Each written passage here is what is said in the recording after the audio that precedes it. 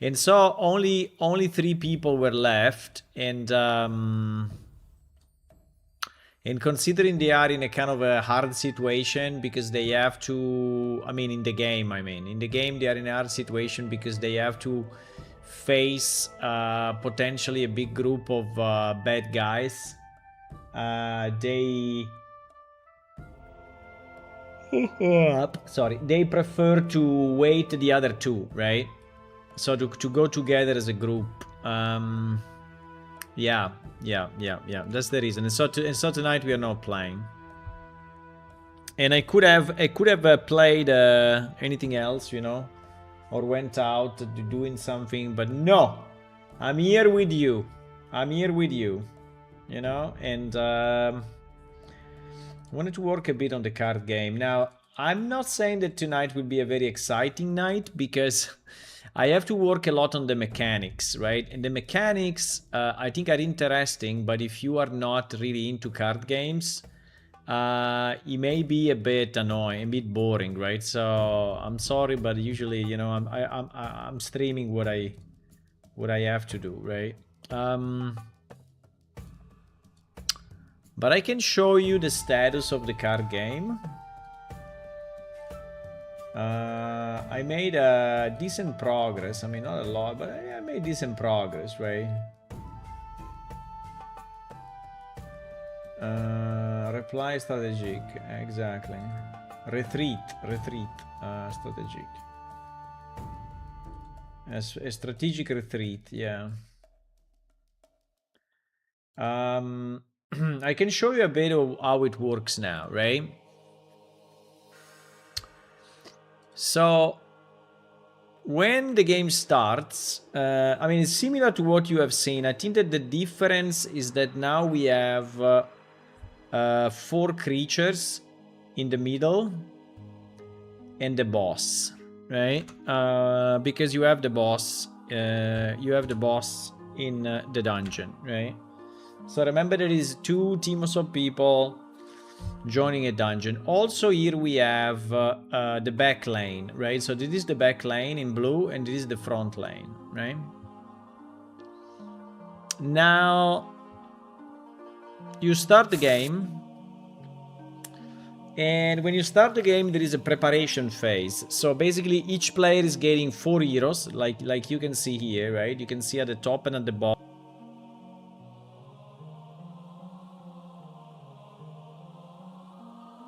So each player gets 4 heroes in hand. Each player draws 3 cards from the item and spell deck, right?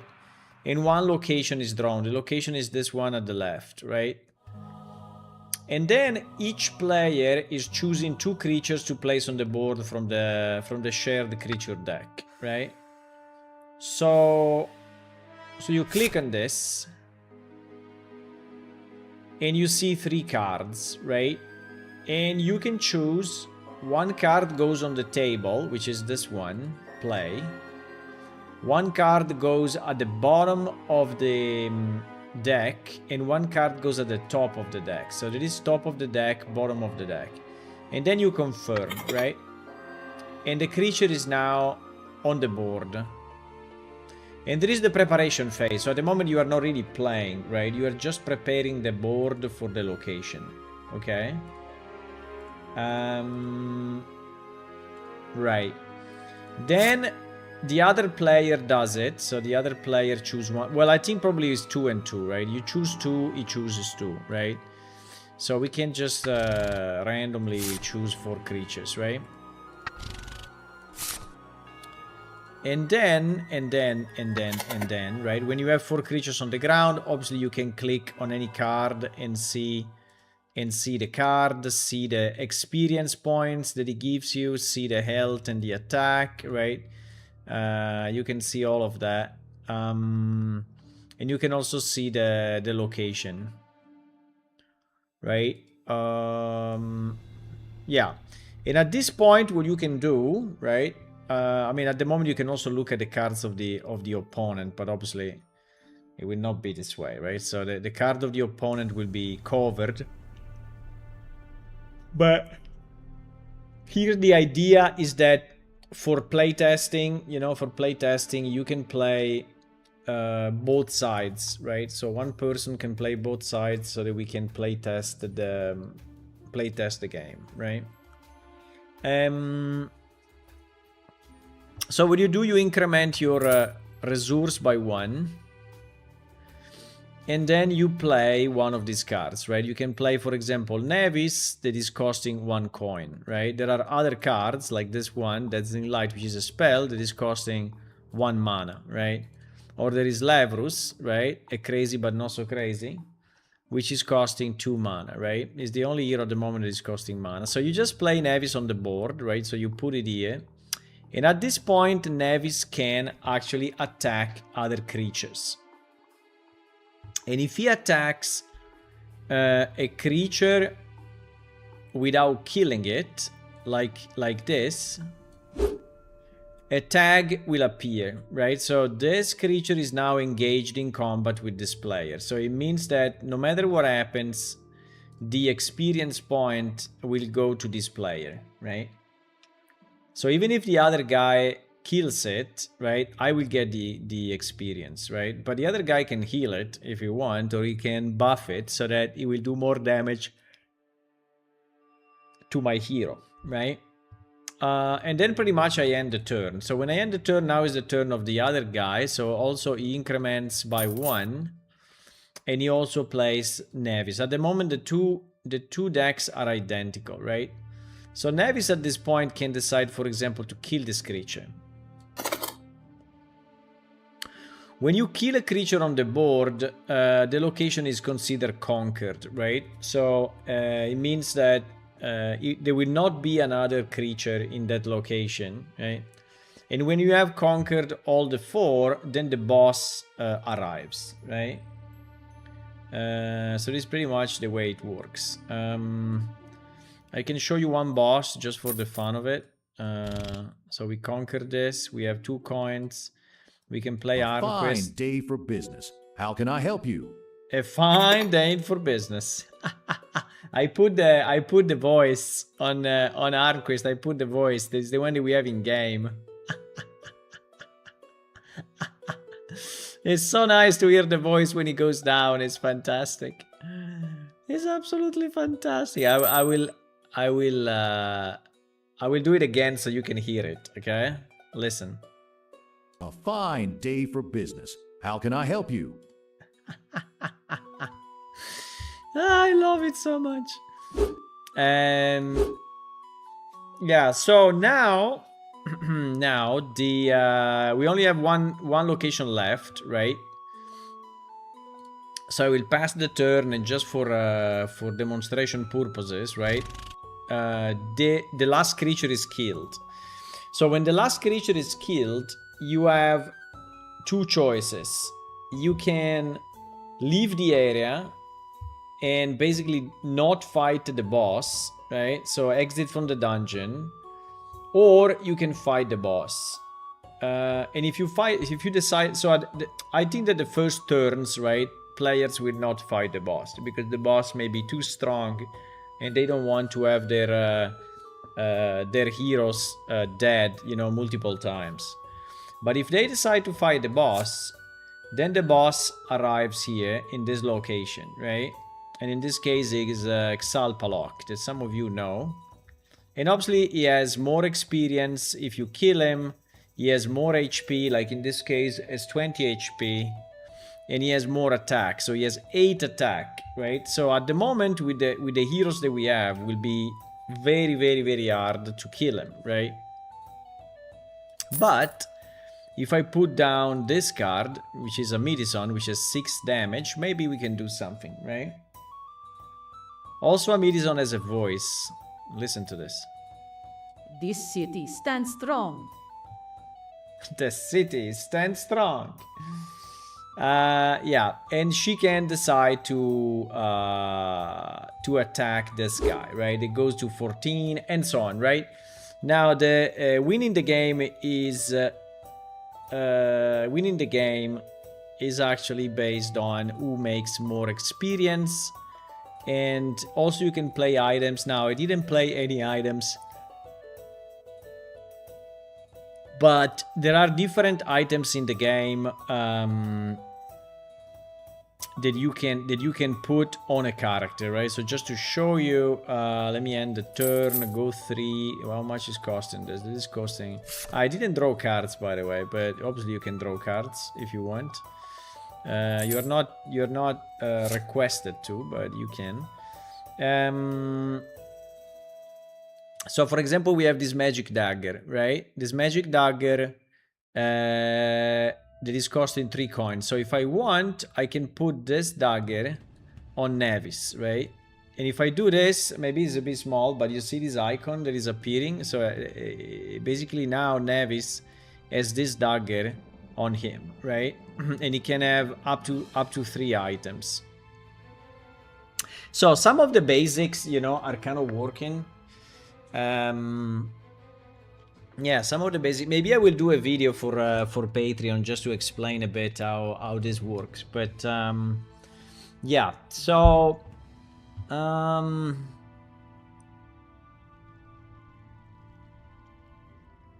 mean, there are still a few things that do not work. Like for example, spells are not working, right? And blah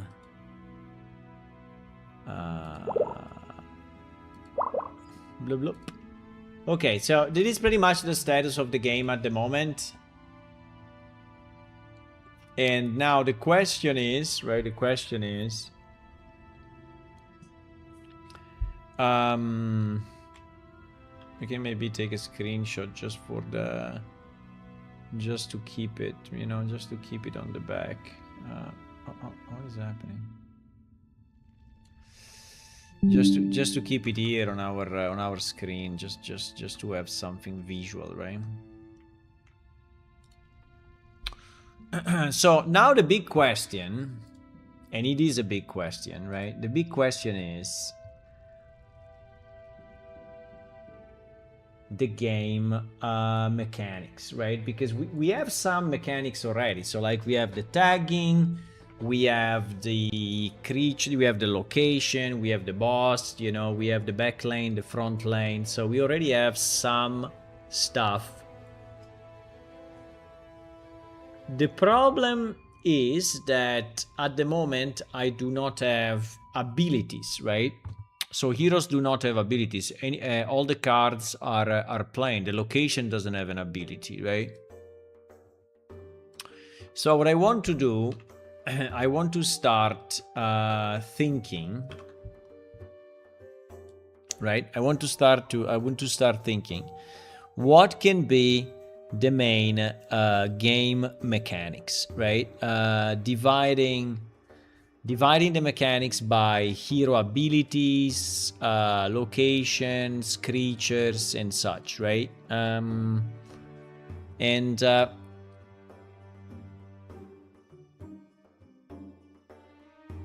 Yes. So this is what we are working on. So if you have, you know, guys, if you have a good knowledge of card games, you played card games, and you want to contribute, right? Giving ideas, please do. And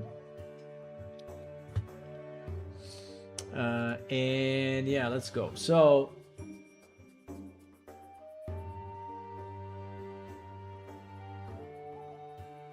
I think that the first point is to divide creatures in tiers somehow, right? So I think, or anyway, to ensure that the creatures have certain rules, right? Certain rules, so that they have. I mean, if it's a small creature, right? If it's a small creature, he has low attack and low health, right? And maybe, but I think he should still have an ability and low experience, obviously. But I think he should still have an ability. But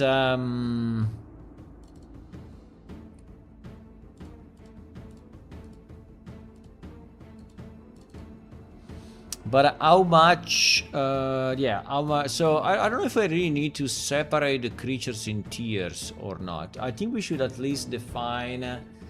an XP range, right? What is a reasonable XP range? I think that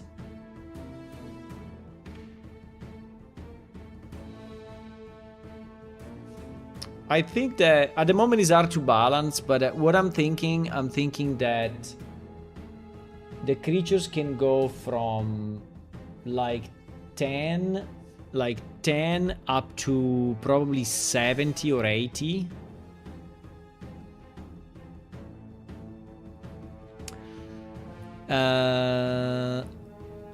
The heroes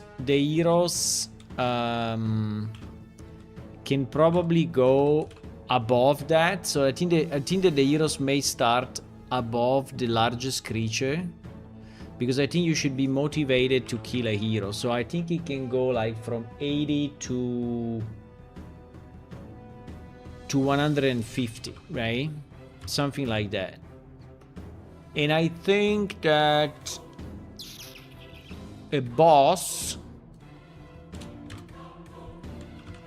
at the maximum should be double the maximum creature, right? Because I think if the boss is more than double a creature, it makes the creature phase useless, right? So it doesn't feel good to kill very small creatures. To kill creatures, get like 10 XP each, and then with the boss you get 300, and so it's basically pointless. It's making that phase pointless, right? So we need a deep. Also, because remember that the boss is not tagged, so I need the boss to be maximum the double. So I would say that the boss can range from so if we said that the creature goes up to 70, right? So maybe the boss can be between 100 and 150, right? So that is between, yeah, like two creatures, 2 large creatures or 3 smaller medium creatures. So I think it is a kind of a reasonable range. I think there is a reasonable range. So let's try to go with that range. Then let's speak a bit about the heroes, right? So the heroes could be divided in, they could be classes. So they could be like warrior, wizard, cleric, right? But in reality, our game doesn't work this way. Our game works with skill. There can be a hero that is a mage, but is also a fighter. You know, he knows how to use the axe. And so I think I want to reflect that into the card game as well. So I don't think we need to have classes, but still I think there should be archetypes. Meaning that a certain hero can be a tank, right? So it can be a front hero, in our front lane, right? So it's someone that potentially is always front, right? So I think we need to specialize our heroes a bit like that, right? And I don't know if I want to group them here, but probably yes.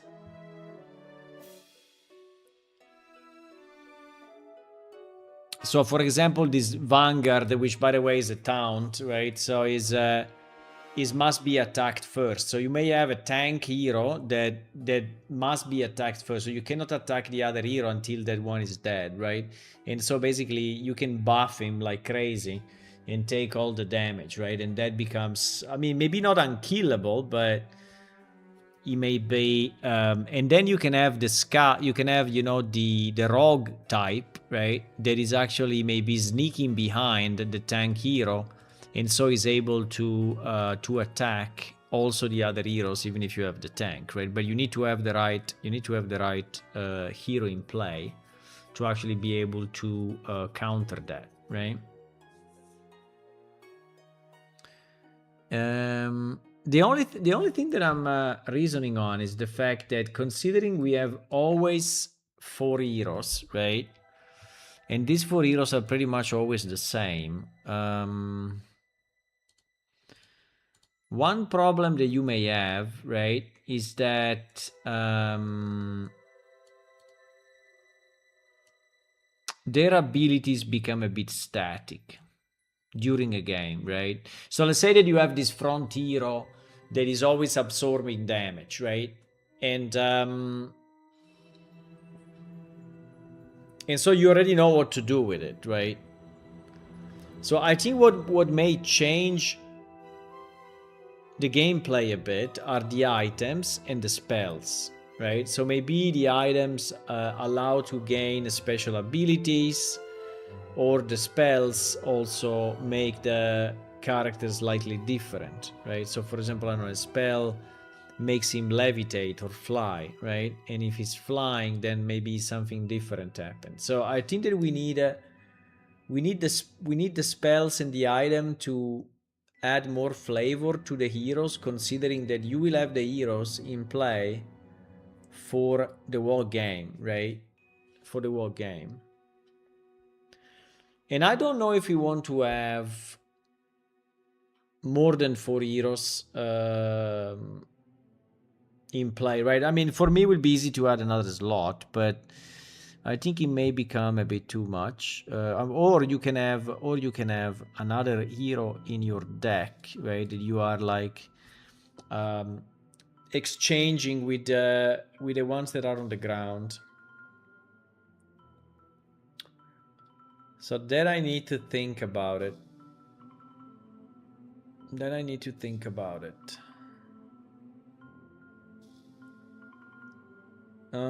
It could be an option.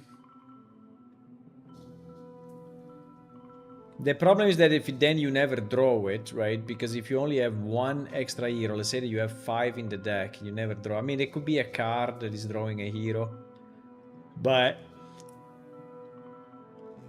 it's just an accelerator for the draw. I don't know.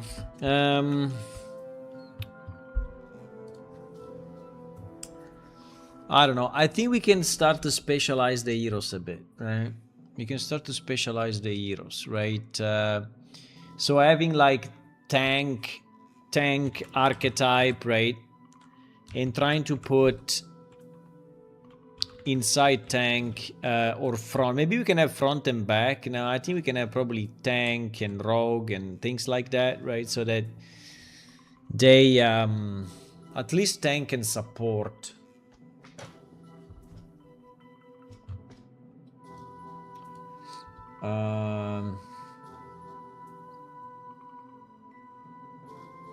So for example, the tank may have this one, Vanguard, that must be attacked first, right?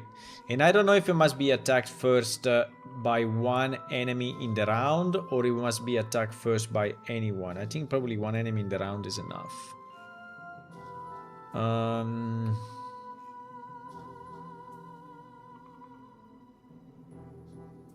Yeah, this one is a bit tricky though. Another one could be a characteristic that is maybe tough, right? So any damage reduced by 1, for example, right? So that any damage that is incoming is reduced by a certain amount, for example 1, 2, 3, right?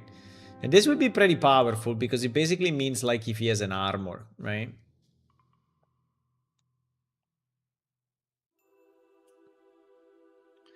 I mean, he will have to be indicated somehow on the hero, because if I don't know, right? So if I'm attacking and I don't know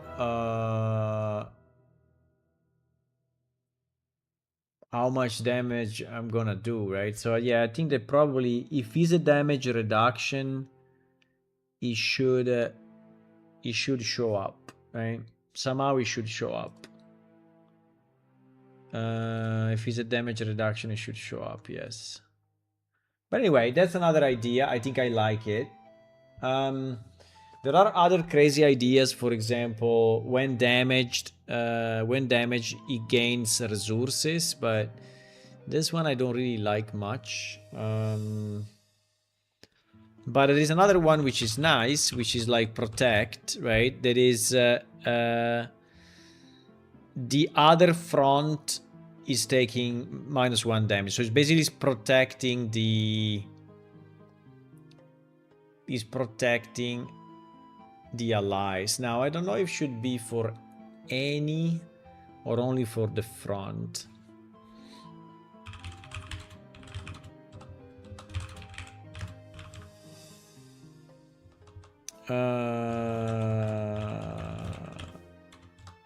Yeah. And there can be different kinds, right? So maybe Nevis is tough, you know, and maybe Jafekra is protect, right? Because it's a guard. Well, both are guards actually, but something like that, right? So that it makes sense in the also in character. Now we will have to decide the amount of attack and the amount of health, right?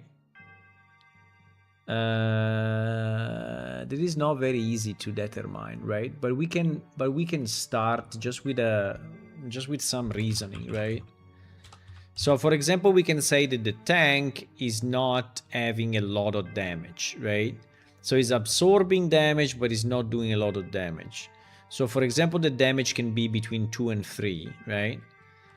While the health can probably spend more. So it can be between, I don't know. I mean, if he's a hero, to me, the hero should be fairly strong. So it should be at least 10, right? So I think no hero should have less than 10. I think more reasonably, a hero should have like 15, 20, right? And if he's a tank, right, he may be like yeah, 16 to 22 kind of range, right? That is what I'm thinking. So this could be the tank profile, okay? Then we can have a fighter or rogue profile, right?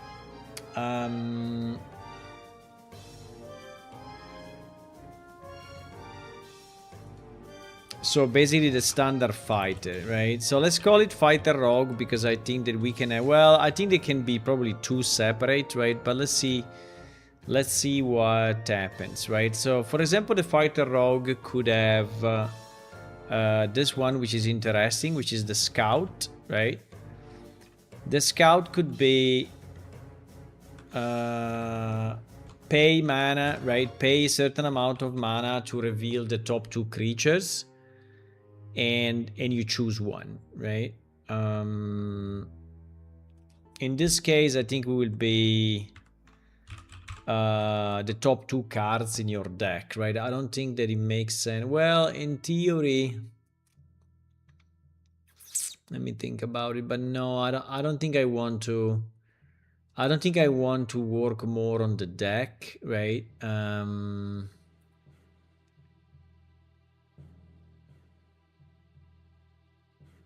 I don't think I want to work more on the deck of creatures because the mechanic for the creatures is already complex, right? You already picked 3 and you have to put one in play, one at the top, one at the bottom of the deck. So that's already complex enough.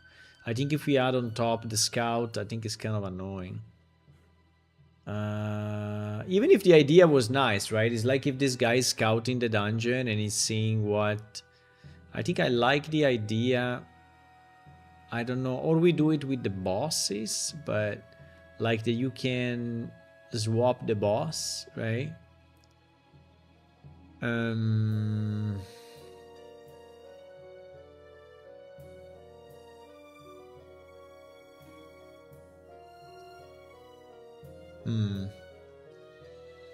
don't know. Let's leave it here and let's think about it, right? Let's think about it.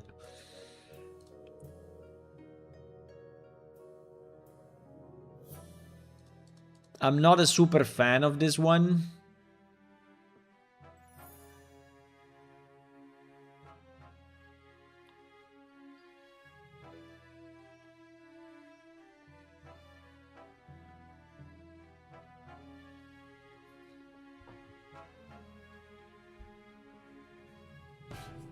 But let's leave it there. Flee.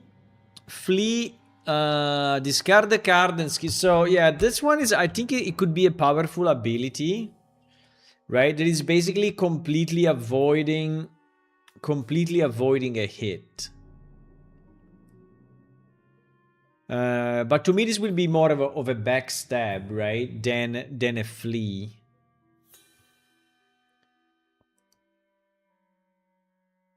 I don't think it can be skipped, this creature. I think it is too powerful, right? I put it down here originally, but it's not a great idea.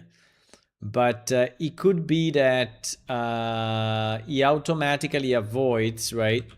He avoids the end of turn damage, right? Because he can flee. And I don't know if these abilities are abilities that you can activate, or if they are abilities that are permanent, right? So that this guy is always skipping the last the end of the turn damage. I don't know.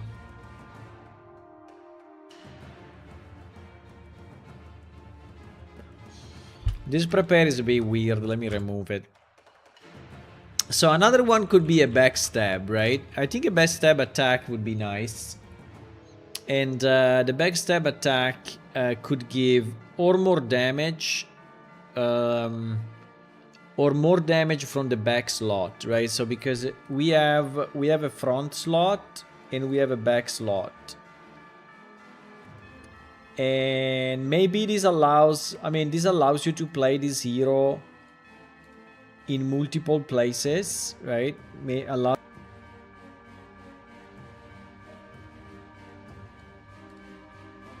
And so he may have a bonus when he's at the back. Now the question is, if we give him a bonus when he's at the back, then why you should play it at the front, right?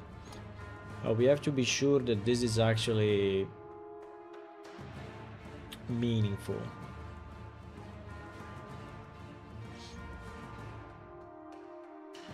I think maybe the backstab, may work this way.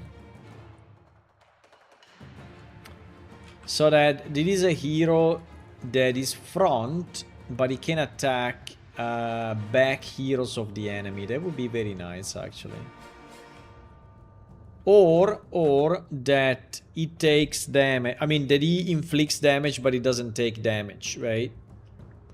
And maybe the backstab is costing coins. He has to cost something, otherwise it's too powerful, right? So it's like pay 1 coin and don't take damage while attacking, right? That would be very cool. That would be very cool, I think. Pay 1 coin, don't take damage while attacking. I think that would be very nice. And yeah, I think this is nice. I like it also because it specializes in the class a lot.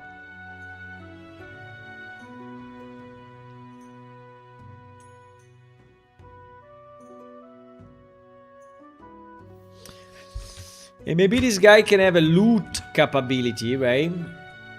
A loot capability that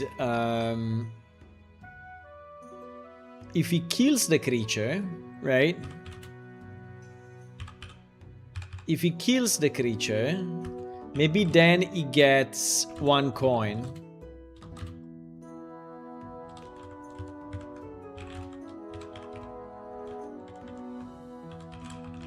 So if last hit, right? If last hit on a creature, he gains 1 coin. I think it should be only on a creature. It should also be on the opposing heroes. I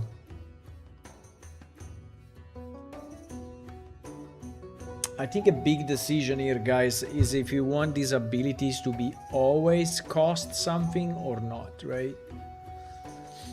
I think they should. I think there will be some abilities that are permanent and other abilities that cost you coins. So in the card description, right?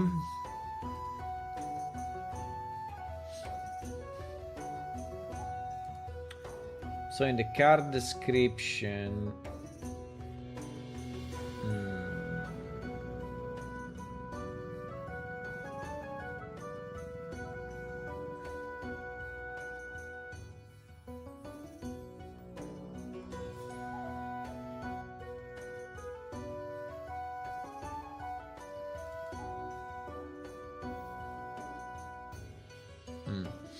so in the card description, yeah, the items, then we made them differently.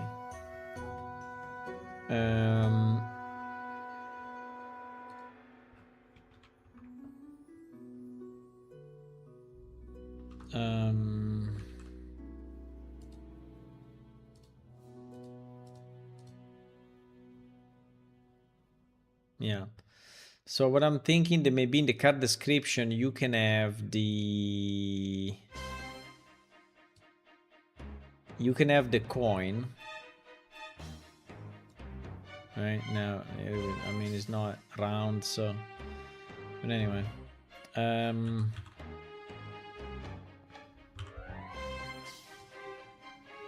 so you can have the coin, maybe slightly smaller. I don't know how to do it, but it will be slightly smaller, and it will say like pay 1 coin, right? 2, and then yeah, what was it? Pay 1 coin, don't take damage, right? So no damage. Take no damage while attacking, okay? Something like that. Pay 1 coin, take no damage while attacking. Now, I think that the text needs to be big enough to be readable, but this seems to be reasonable, right? So pay 1 coin, take no damage while attacking, for example, right?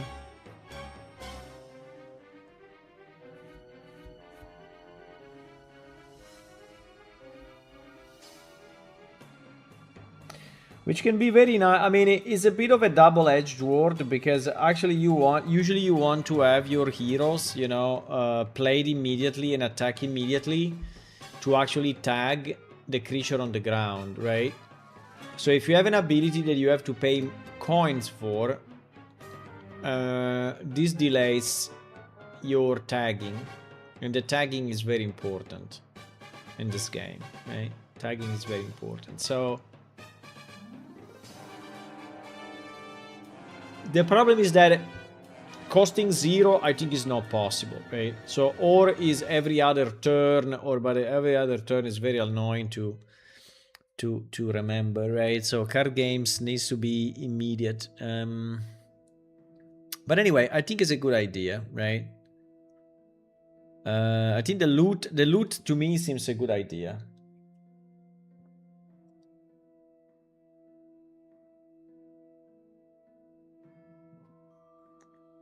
Right?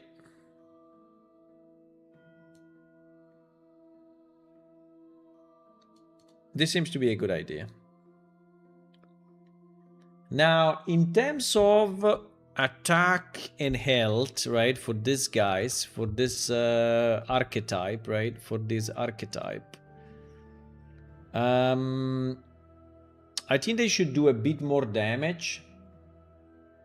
So it should be probably between 3 and 4, but the health should definitely be lower, right? So it should probably be between, I don't know, 12 and 18. I'm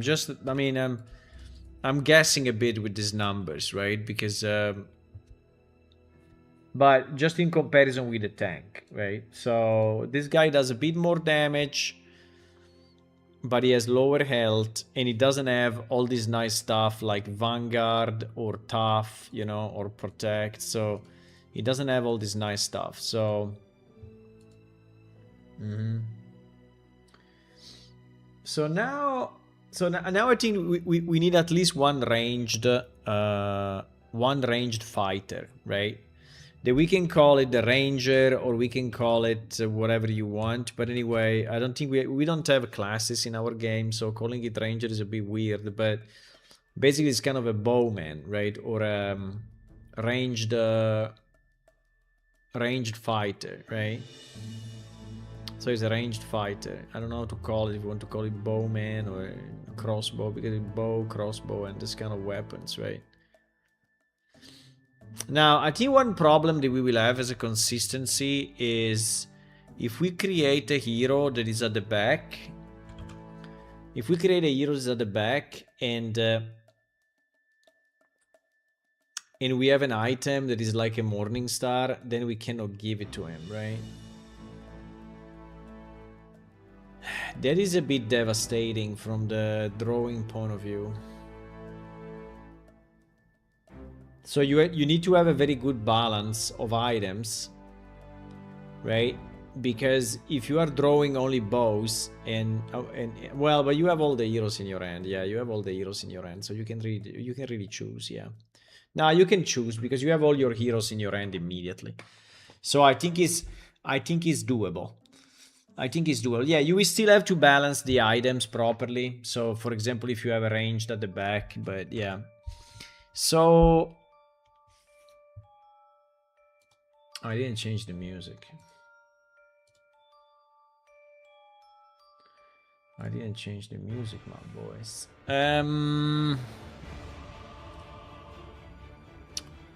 So the ranger, yeah. The ranger,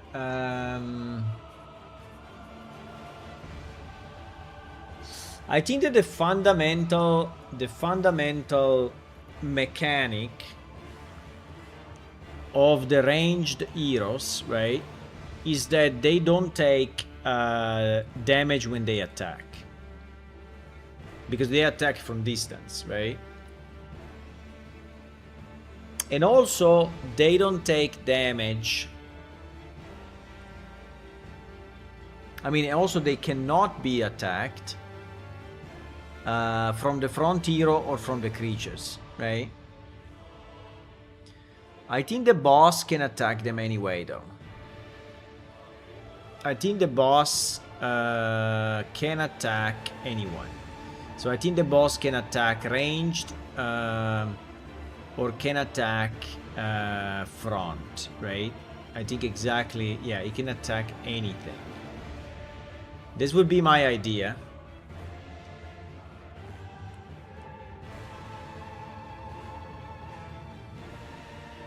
Because otherwise, you know, the back position becomes too strong.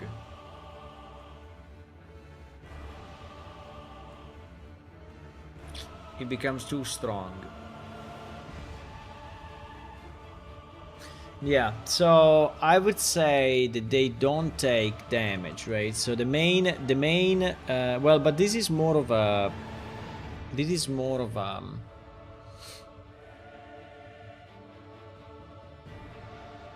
so are we saying that the tank is only front? And are we saying that the rogue is only front? And are we saying that the ranger is only back? And the wizard, or whatever you want to call it, is only back? Probably yes, huh? This is what we are saying. Well, there can be a wizard front, right? There could be. But you cannot have a fighter front, a fighter back, right? If it's not a ranger, right? So basically it is a fighter with ranged weapons. So I think we can probably have 4 archetypes, right? 4 archetypes seems to me a good idea. By the way, guys, if you have any ideas, please let me know. You can ask any question, you can debate on anything. I know that maybe you are not really here, you're just AFK lurking, and you don't understand exactly what I'm doing, but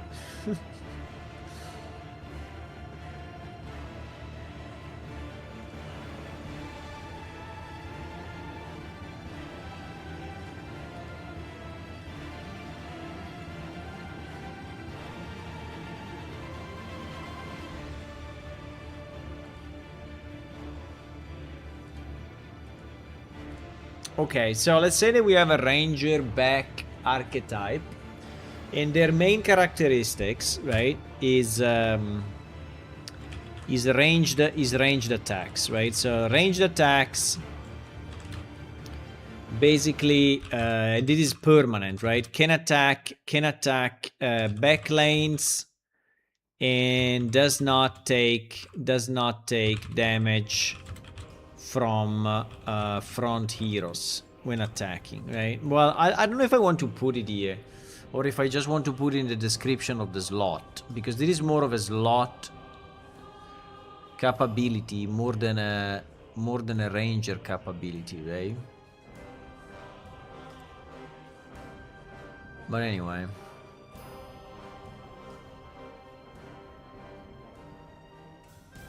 Yeah, probably. Yeah, probably yes. So I think we need to probably say what are the rules for the front and what are the rules for the back slot, right? Because otherwise we are a bit so front slot, right? Can attack enemy front, all creatures and boss, right? You know, and takes damage from any slots, right? From everyone. Takes damage from everyone, right? The benefit of the front slot is that it can tag, right? Can tag a creature. The back slot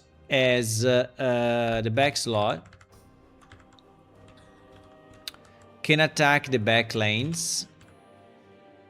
Can attack the back slot. Let's call them always slots, because otherwise can attack the enemy back, right?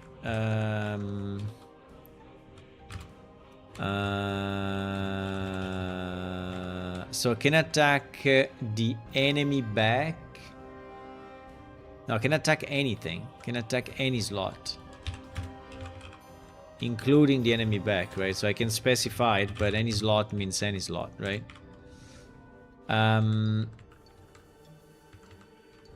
They do not take damage from front heroes. Exactly. When attacking, right? So when you attack, right? When attacking, it does not take damage from front heroes, right? Exactly.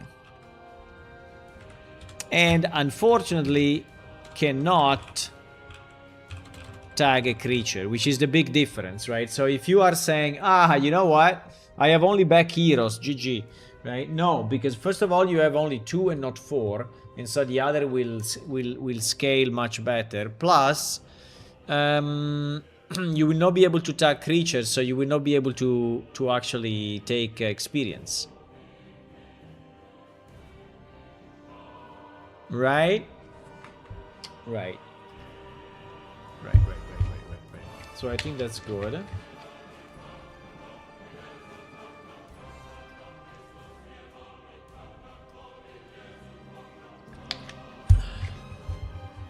So I think that's good.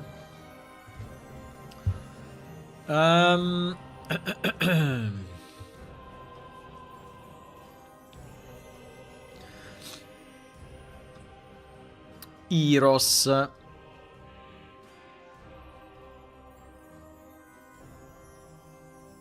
Okay, so we were here, right? So obviously the ranger inherits these benefits, right? These rules, just because is a back hero, right?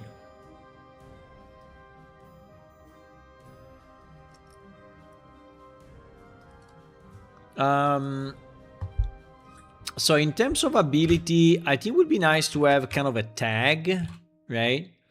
So which is like a precision shot, right? It's like a precision shot. So we can say that if this hero attacks first, it gives a bonus to all the other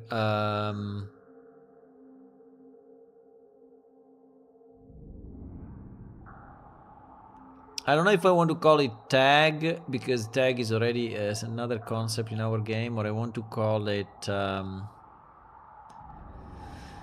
It's something like if you highlight, right, or you discover, or you make more visible another enemy, right? So it's how can we call it?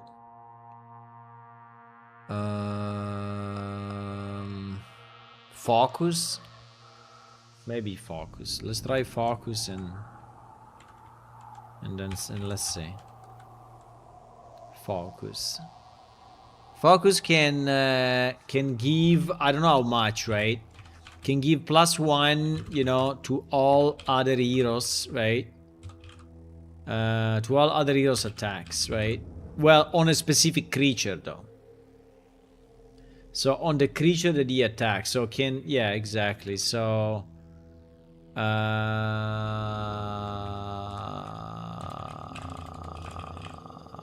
yeah, can give +1 to all other heroes attacking the same creature, right? So maybe as a focus attack, which I think is interesting.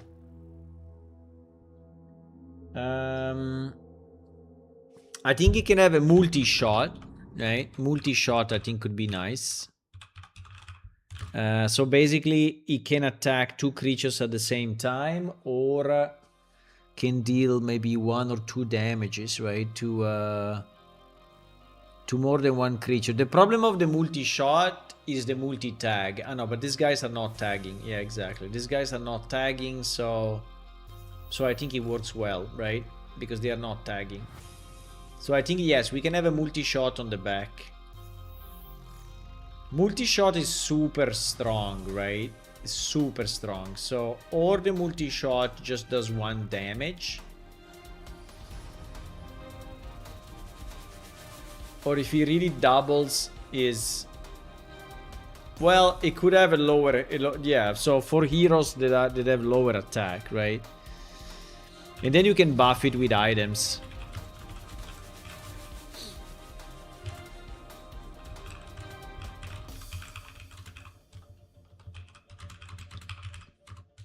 Now the point is that is attacking 2 creatures or is attacking 2 slots no matter what. Like can he also attack 2 heroes? I mean 2 enemy heroes? I don't know. That would be maybe a bit too strong.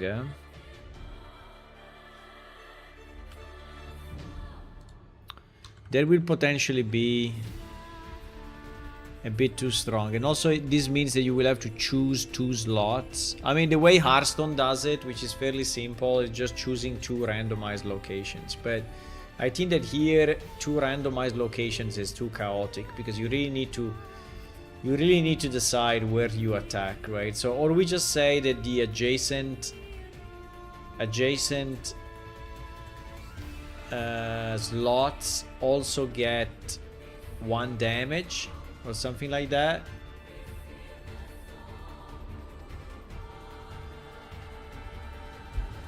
Yeah, we have to think about this. Or adjacent slots, right? So we can... But a multi-shot, I really like it. I think it's nice. I think it's nice.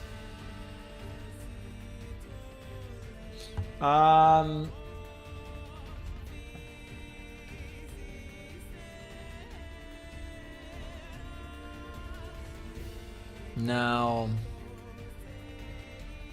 what other abilities can the ranged hero have, right? Can he disappear for 1 round, or can he... Yeah, I think that will be probably spells, right? You go invisible for 1 round, so you are stealth, and they don't see you. I think stealth could probably be... Because stealth at the front doesn't make a lot of sense, actually. But I think stealth at the back, it makes sense. So let's create a stealth ability. And stealth will be... Stealth will be...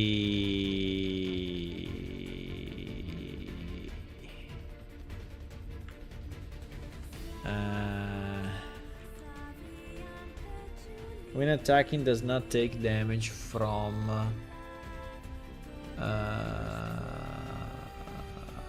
opposing... No, from Because this is not really true, right? Is any slot.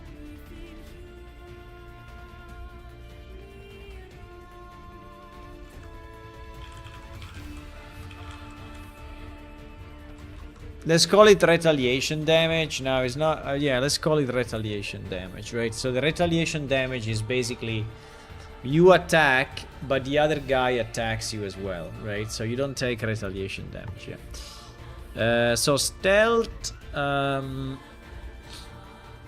stealth could be, or that you you attack and disappear until your next attack. Or it could be a permanent stealth. No, permanent stealth is insane. I mean, you could have a hero that has maybe low damage, right? And is permanent stealth, but the problem is that no one will use it in the deck, right? Because it's very short-lived, right? It's very short-lived unless he has like insane items.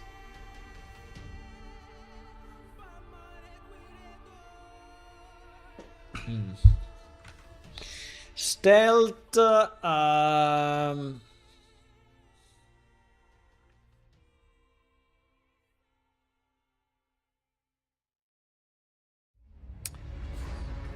mean, the problem of stealth is that I think it should be a paid ability, right? Something that you pay for. So pay 1 coin, but 1 coin is a lot. 1 coin is a lot. I tell you, is a lot.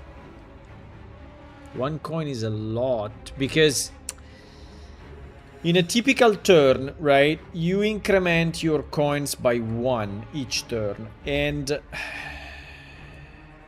a hero may cost 1, right?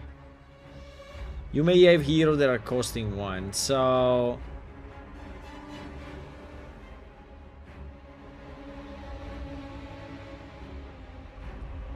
at the cost of 1 coin, being able to stealth only for 1 turn, I think it sounds very bad, right?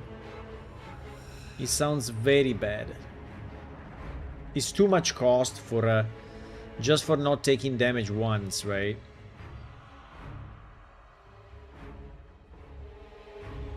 I mean, unless he stealths the wall lane, right? But I mean, like he's putting everyone in stealth, but everyone in stealth seems to be insane. No, I mean, it's impossible. I don't know, this stealth, I don't know how to do it.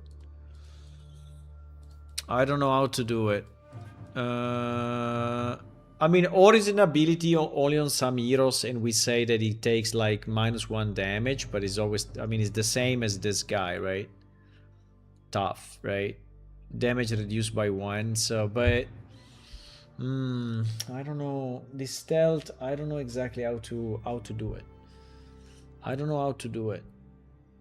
I don't know how to do it. What can stealth be, guys? I like this concept, right? That these heroes can be harder to hit or see, but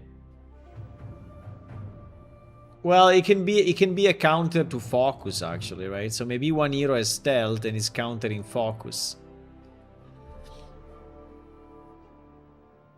That could be. So if you are fighting back to back,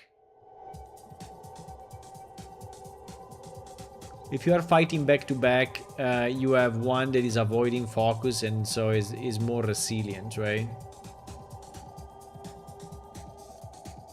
I don't know. At the moment, stealth, I have no idea.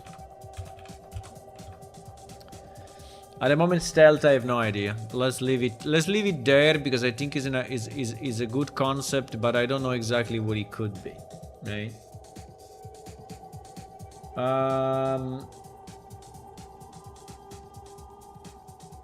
Okay, and then we can have the wizard, right? And wizard, I guess it could be a damage wizard, or it could be a healing support wizard, right?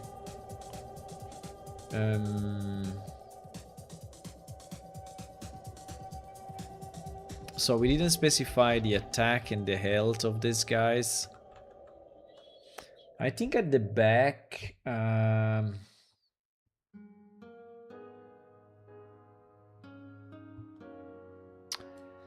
I don't know if the back should be similar to the fighter, right? So it should still be 3-4 because they are already not tagging, right? So let's try to keep it at the same level of this and see what happens, okay? Maybe it's not the greatest idea, but I think that at the moment, I think that it makes sense to me, right? It is doing anyway good damage from the back. Anyway, you're not tagging. So basically you are using it in combination. So what you do, you attack with your back to do the bulk of the damage, and then you last it, you know, with your front, right? So you always go like in a couple, which makes sense, right? Also visually, right? You have an archer, maybe that is, or a crossbow is doing some of the damage, and then the front line charges in and kills the monster, right? Like in 2 phases. So now the mage archetype, the mage archetype, I think it can be support or it can be damage. And I don't know if I want to do 2, right? If I want to do a wizard damage and a wizard support. Or we can have a wizard that is just doing damage, and then we can have a support which is basically boosting others. But I think it's still the wizard. I think the wizard will have... The problem is that we also have spells, right? We also have spells. So in the deck, you will have spells like this one, Dazzling Light, right? So is it that you cannot cast a spell if you don't have a wizard on the ground? No, I don't think so. I think you can cast spells anytime, even if you don't have wizard on the ground, right?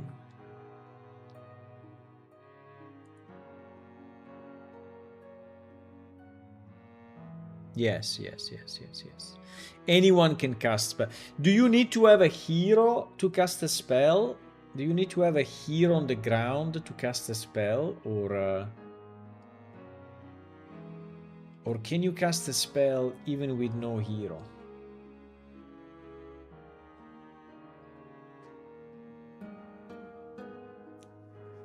Ah, that's a hard question.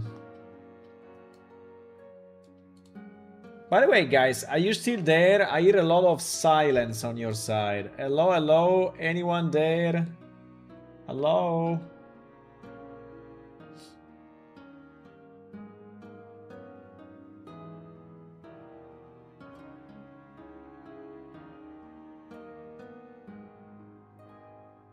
Oh, wow. Ula is on a 110 watch streak. Holy shit. That's insane, 110. That's a lot. It's just because sometimes I'm streaming in sneaky times, but...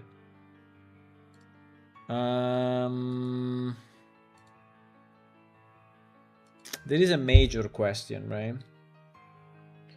Because, you know, if we don't allow to cast a spell unless you have a wizard on the ground, that is extremely limiting, right? Extremely limiting.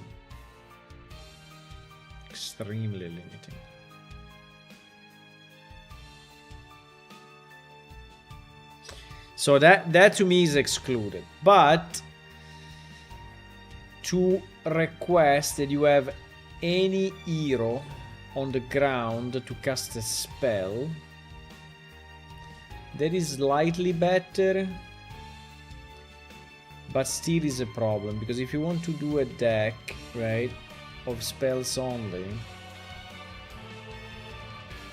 no, but you cannot do a deck of spell only, because you will not be able to tag creatures anyway. So you will not be able to tag creatures. Unless the spells are always tagging, no, it's a very bad idea.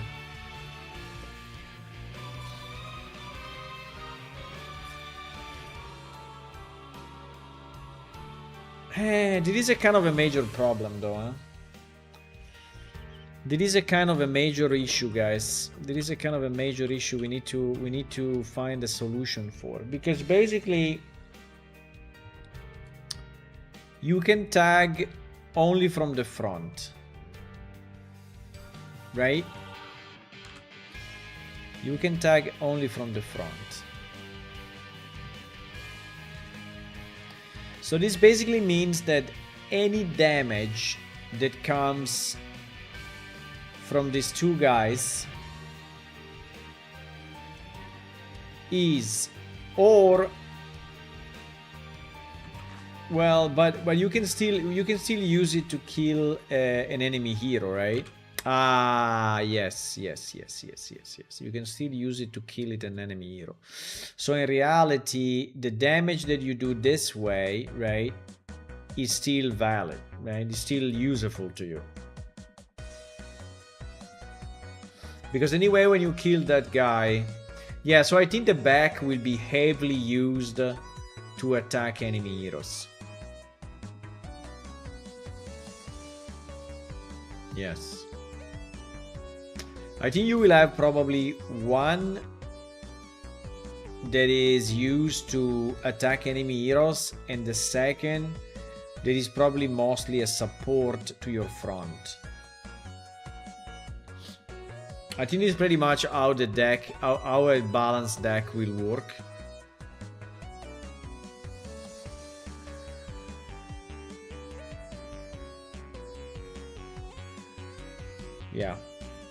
Yeah, I think so.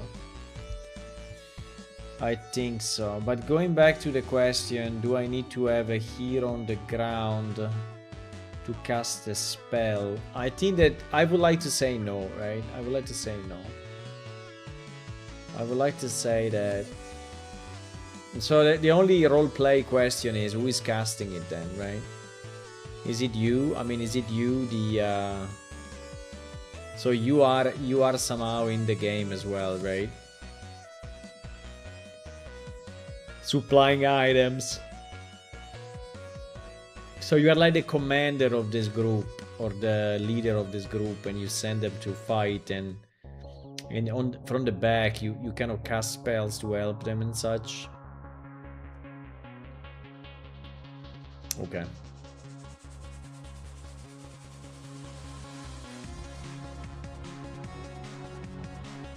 So you can cast a spell without the hero, right? Yeah, I think so. I think it's so we cannot say that the wizard casts spells, right? So that doesn't make any sense to me.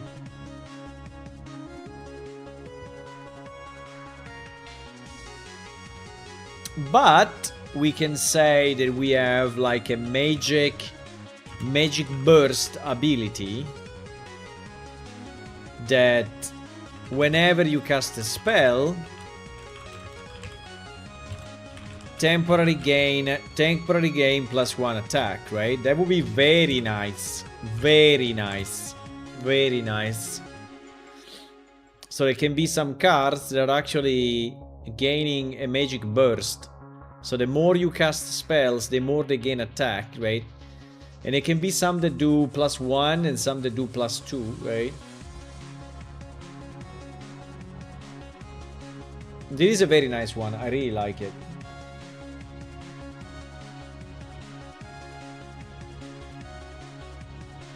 Now, I think that some wizard may also spend mana, but the problem of spending mana, like if we say, oh, spend 1 mana to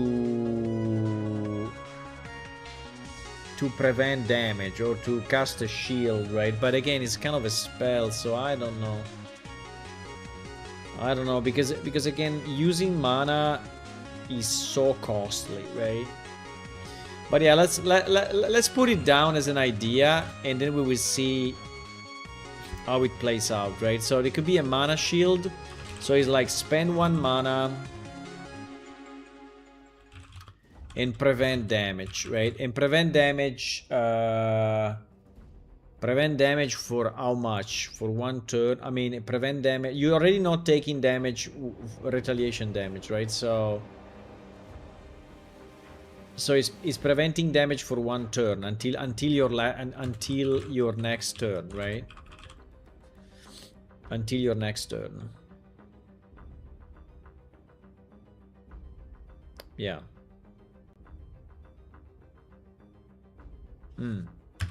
I kind of like it.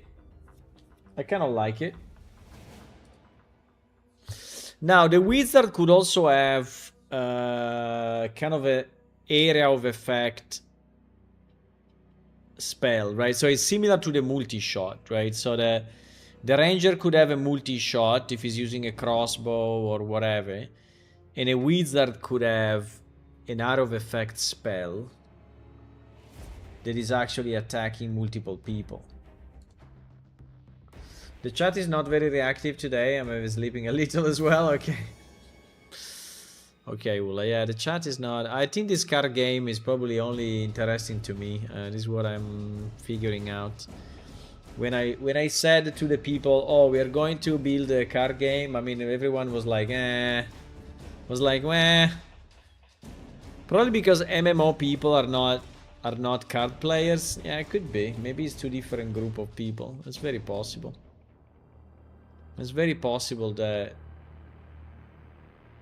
it's not the same. But anyway, let's add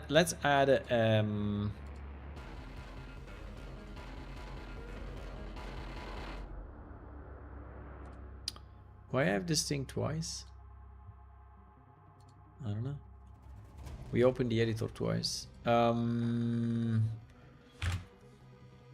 I mean, we can still consider an AoE spell, no, an AoE attack, but which basically works like the multi-shot. So it's like the ranger multi-shot. So it's basically or attacking multiple people or is attacking adjacent slots. Which kind of makes sense to me. They are not tagging anyway, so... And then there can be the support, right? There can be the support. And the support could be or healing. I mean, for sure healing. Now, I don't know if the healing should be done... I mean, you are healing... You are healing what? You are healing the slots next to you. You are healing the adjacent slots, or you are healing the wall lane by 1. Because, for example, healing by one damage, you know, is really not changing too much the game. I mean, it's very mild, right? It's very mild, I think. I think it's very mild. So, like, at the beginning, we can say that an ability is healed, that at the beginning of the turn is like healing the whole team.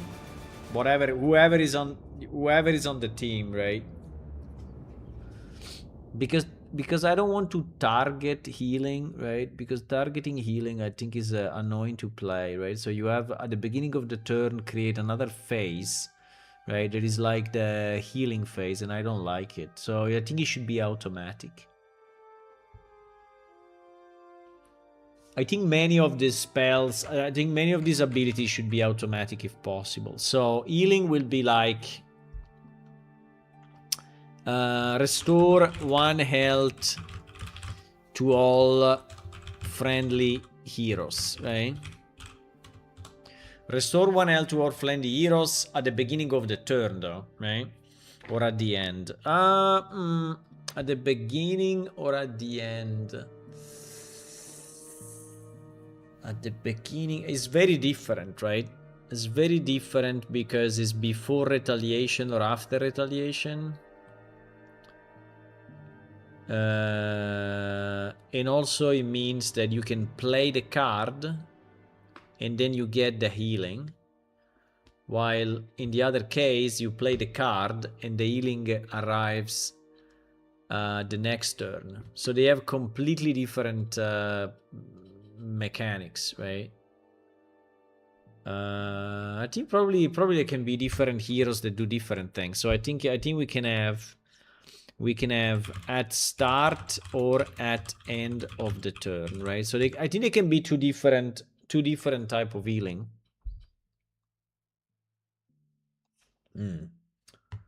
Yes.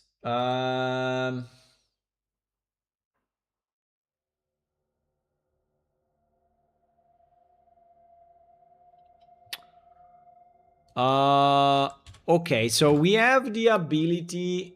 I mean, when a hero goes to 0, he goes in recovery mode, right? So he basically has this bandage on him and he's going in recovery mode. The question is,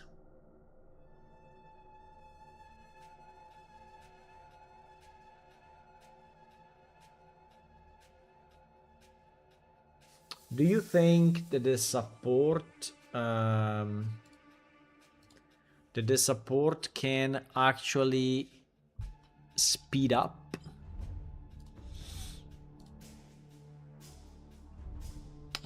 the healing? The problem of speeding up the healing is that it's so strong, right? So because I was thinking that the hero stays down 1 turn. So basically you get damaged by the enemy, or in your turn, because also it's possible you get damage in your turn, right? So a full turn goes through. So the other guy plays, you play, the other guy plays, and then you finally return in play, right? So it's actually 2 turns if you see it this way.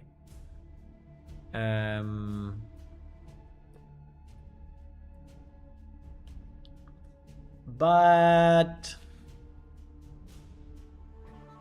so if we have an ability that is basically mending, I mean, you can spend a whole turn doing nothing else than mending a guy. Yeah, I think that ability should exist, actually. I think it should exist. It's very strong, but your hero will do nothing, right? So I think it's like, the ability will be called like mending, and it's basically spend a turn to fully heal a recovering hero.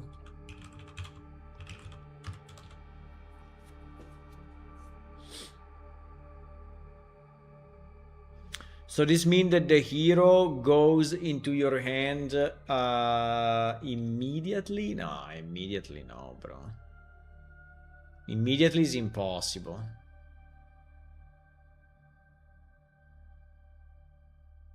But it's guaranteed next turn, right? Hey, all these things we need to play test, right? Because I mean, it's easy to say, but it is completely different, right? If you do 1 turn or 2 turns, I mean, it's changing the balance completely.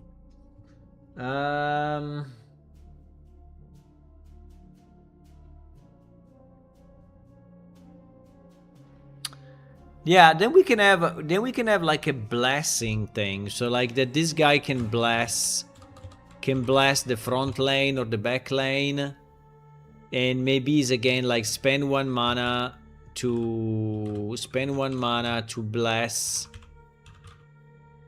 bless a hero, or to bless multiple heroes. That I don't know.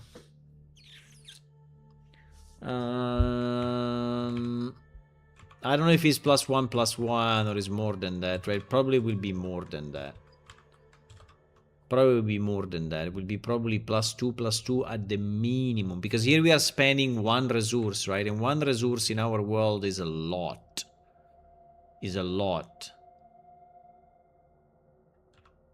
It's also true that it may make the difference between life and death, right?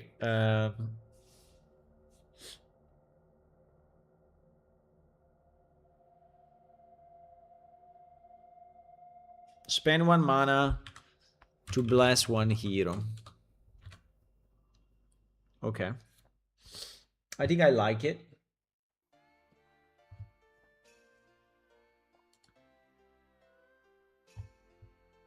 Then there could be like weird characters, right? For example, Dark Way characters that are I don't know, gaining attack every time a creature dies, right? So they start like, for example, with 0 attack, and they grow for every creature that dies in the game. But obviously they can be killed, right? And so when they kill, they restart from 0. That would be a kind of a cool mechanic. I like it. And it must work only on the back because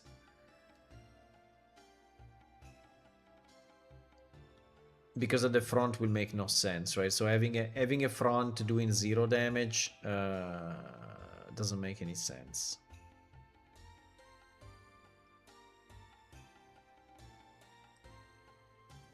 Okay.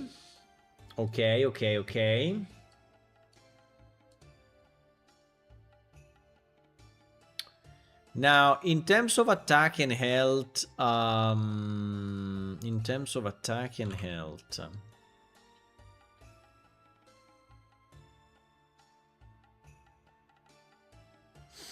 mean, considering they can do all of this stuff, right?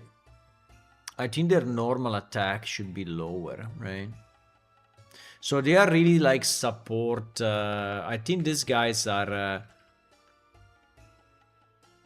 more of support. Well, I think it's separate though, because there is the wizard. I mean, the first 2. Well, let me say the first 2. These ones, Magic Burst and AoE attack, is really more of a fighting wizard. But all the rest, right? All the rest is support.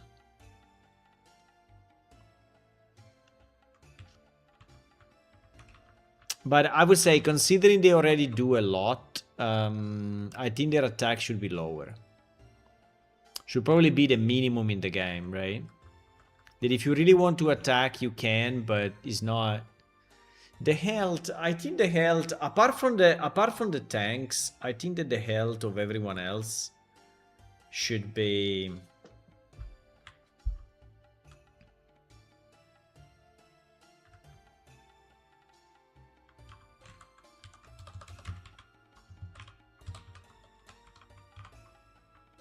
I think apart from the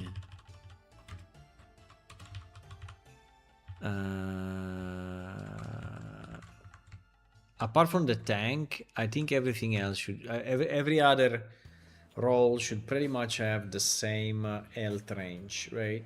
So yeah, and I think I'm gonna boost these numbers a lot.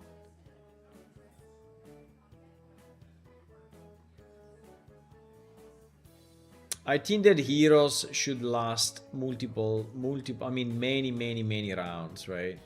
Many rounds.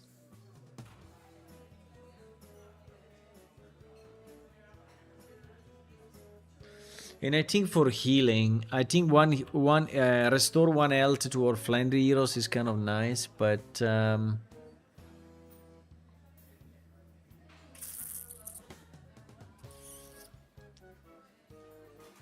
I think if you could focus your healing on one hero, will be probably better, right? Again, I don't want to create too many phases in the game, so I don't want to have like the healing phase, the attack phase, the recovery phase, the retaliation phase, because then it becomes too complex. It becomes like Magic the Gathering, where you have so many phases that sometimes you lost track of what you're doing.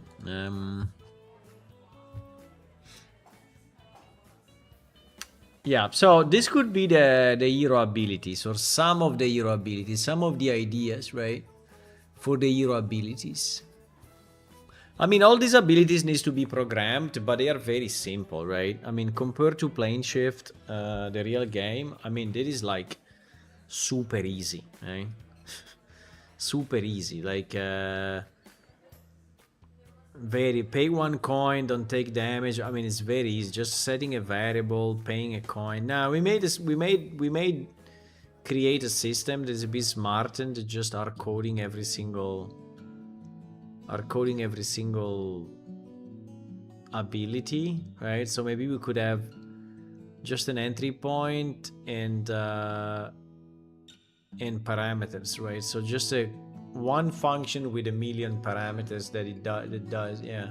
So like end of turn, start of turn, you know, damage or healing, all the lane, just one in the lane, targeted, not targeted, right? So then when we develop the functionality, it works for all the cards, right? Pretty much.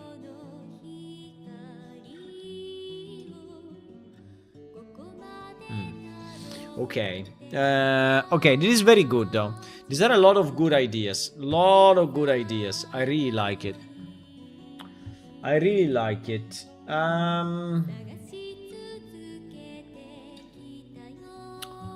So let me see the creatures.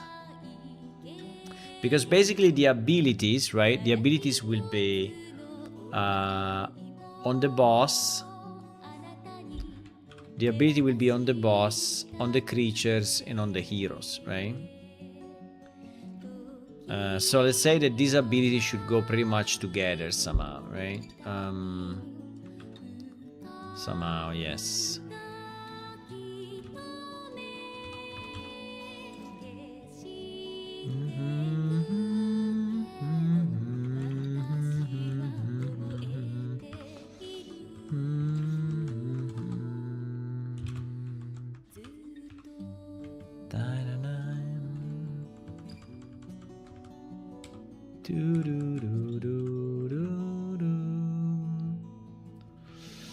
Creatures. For example, there was this vengeful idea, right? When this creature is first tagged, it immediately deals its attack value to the tagging hero. Now, this actually happens already, so I don't know if this is really a difference, right? So we already said that whenever you attack, you take the retaliation damage, right? So it's like Hearthstone, right? So you attack and you get whatever the attack. And I think it's a very fair mechanic. I mean, it's a very fair and easy to understand and scalable mechanic, right? Because so, but maybe it is vengeful, right? Is doing something more. So is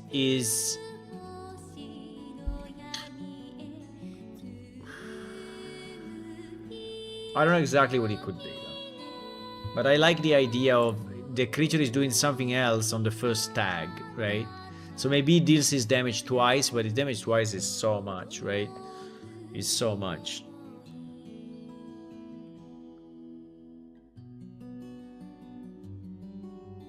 So let's say that when this creature is first tagged, right? It deals an additional, I don't know, +2 damage, let's say. Something like that, right? So if the creature does 5 damage, the first time you tag it, it does 7, right? So because it's a vengeful creature and is angry. He's angry. He's very angry. Okay.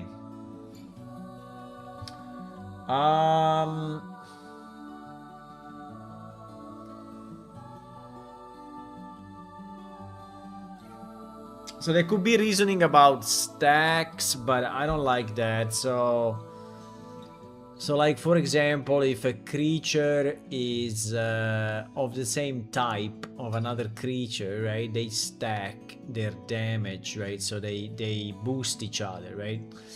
But I think that doing it by creature type is very, very, very complex. Because this basically means that in the deck building, yeah, so this becomes very divisive, very, I mean, it's creating new archetypes for deck building.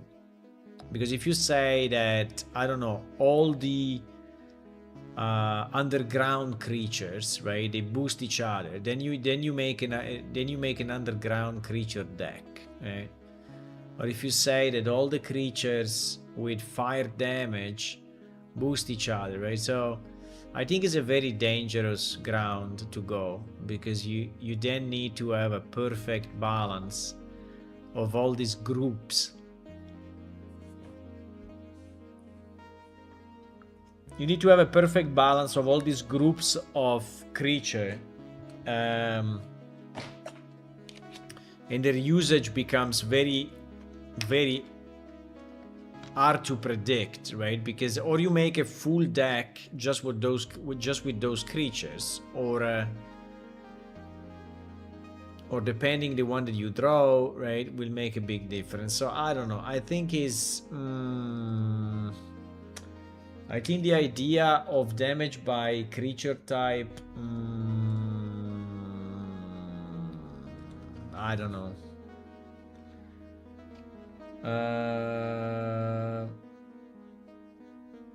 Now we can have the same concept of stealth, right? So creatures can have stealth exactly like the... So for example, the creature after the first time is attacked, right, he may be in stealth for one turn, which will be very annoying because you cannot finish the kill, right?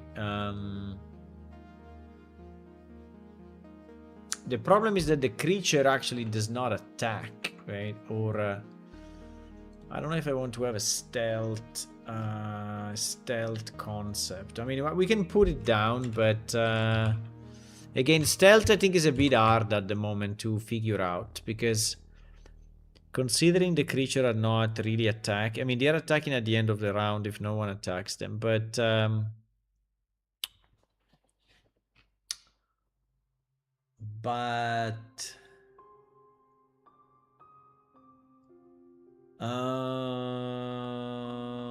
thinking to all the possibilities, right? So what stealth can be? Because the creature doesn't have a reasoning, right? It doesn't have a brain. It doesn't think, right? So the creature is not deciding a certain action, right? So he's not attacking by purpose, right? So he cannot go in stealth mode. So he's always in stealth, right? Or is I mean a very annoying one. A very annoying one could be that it can be attacked only by front heroes, right? And maybe that can be the stealth. Because actually the creature do not have front and back slots, right? So in the board, all the creatures are available, let's say, to be attacked, including the boss.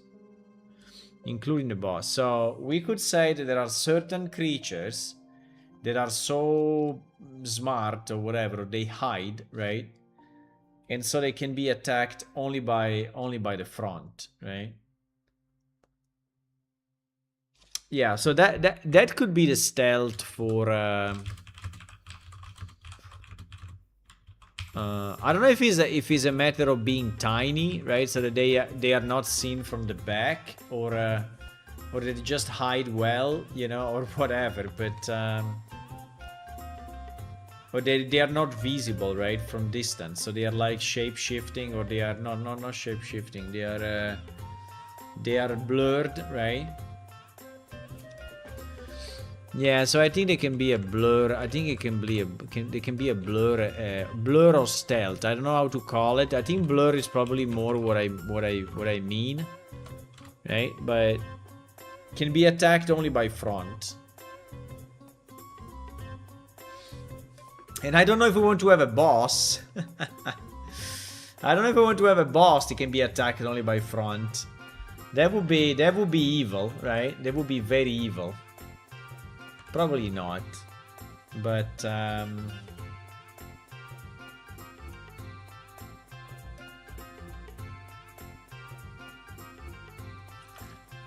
would be kind of evil. Yeah.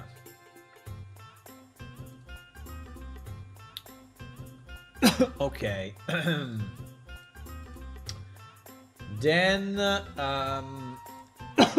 what else?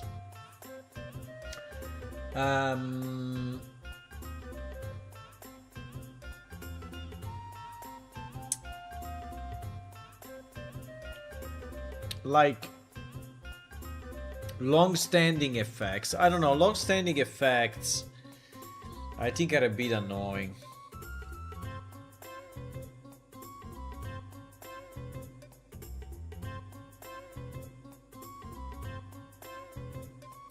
So for example, we say, oh, this creature, right, generates like a poison area, you know, around itself, right? And this poison area, basically every time you attack it from front, is doing damage. But isn't that exactly the same as Vengeful? Yes, it is. Because Vengeful, we said, well, here we said when it's first tagged, right, it does additional damage, but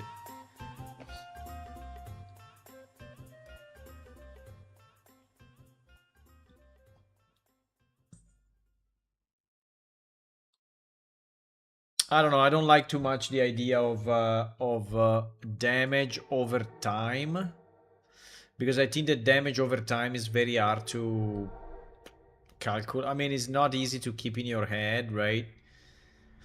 To understand exactly what will happen next turn, right? Like, so that your hero is poisoned, right? Your hero is poisoned, and every round it loses 1 health.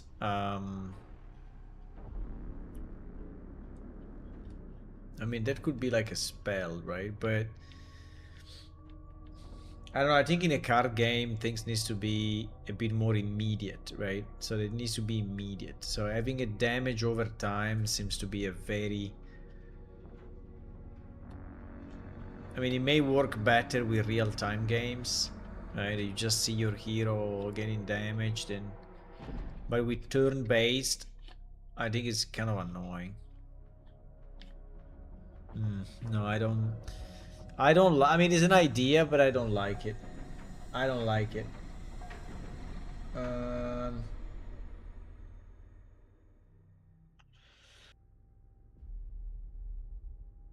Exactly the same, right? The creature can have exactly the same powers that we described for the heroes, right? So they can have a vanguard as well. They can be attacked first, must be attacked first. They can have a tough that are reducing damage.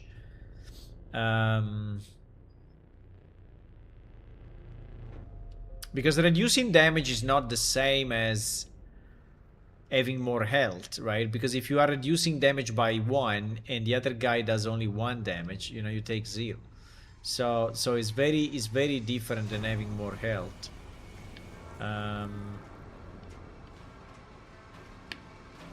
So I think that this tough keyword, right, I think is very applicable to creatures.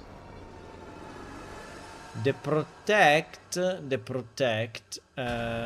other front hero takes 1 less damage. I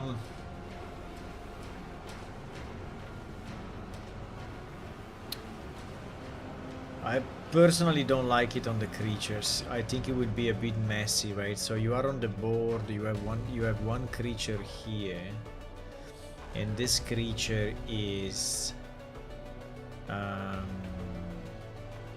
this creature is somehow protecting the other slot, right? So I think it's a bit weird.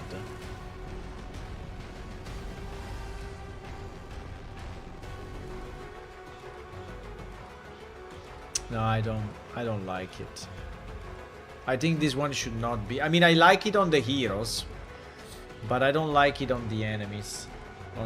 I don't like it on the creatures.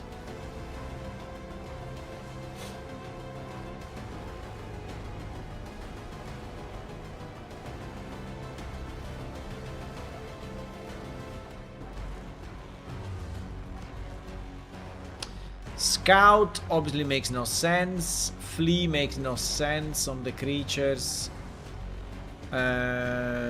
Backstab doesn't make any sense. Loot doesn't make any sense. Well, in theory, it could be the reverse, though. There could be.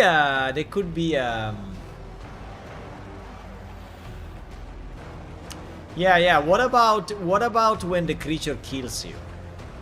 What about when the creature kills a hero? Right? Can there be special effects when the creature kills you?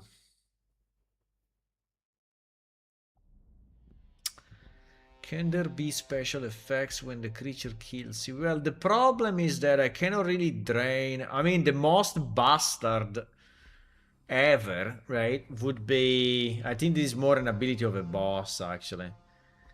Is that he removes one coin or removes one mana, right? That would be super strong. And I don't think it can be on a creature, right? But on a boss, I cannot see it. On a boss, I cannot see it. I think that no one will ever choose that boss. But remember that bosses are also randomized by the game. So you put your bosses, but the game is adding more. So you are not guaranteed to have only your bosses, right? There is just to add some RNG to the actual game. And it's the same for the creatures. So there can be some creatures that may be... And I don't know if the game should add some effects to the creature that you select. That's a very interesting one.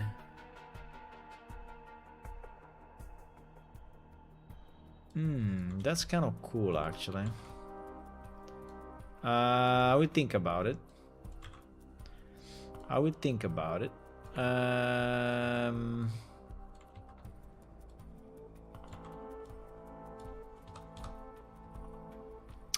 I think the boss can have this. I think the boss can have this mechanic, and it can be. I don't know how it's called, but it's called like drain or drain resource or whatever, or greedy,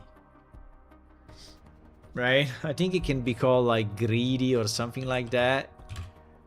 So basically,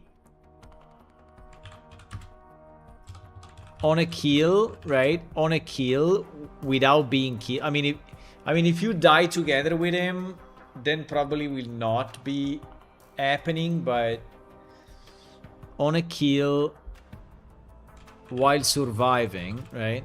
On a kill while surviving, removes one coin or one mana permanently, right?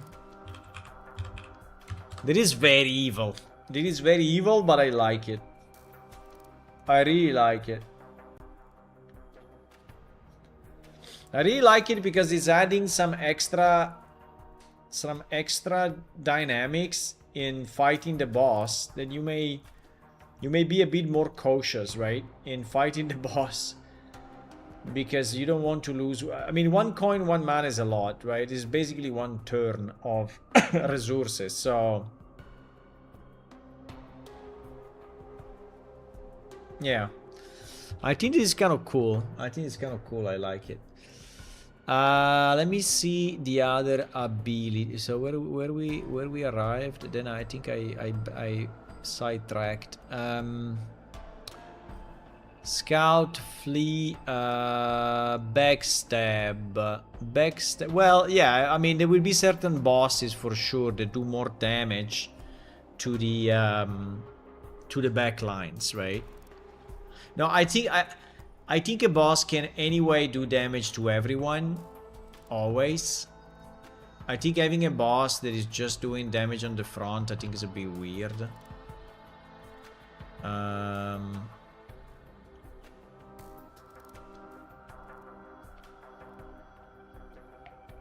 But I think, yeah, that having a bonus on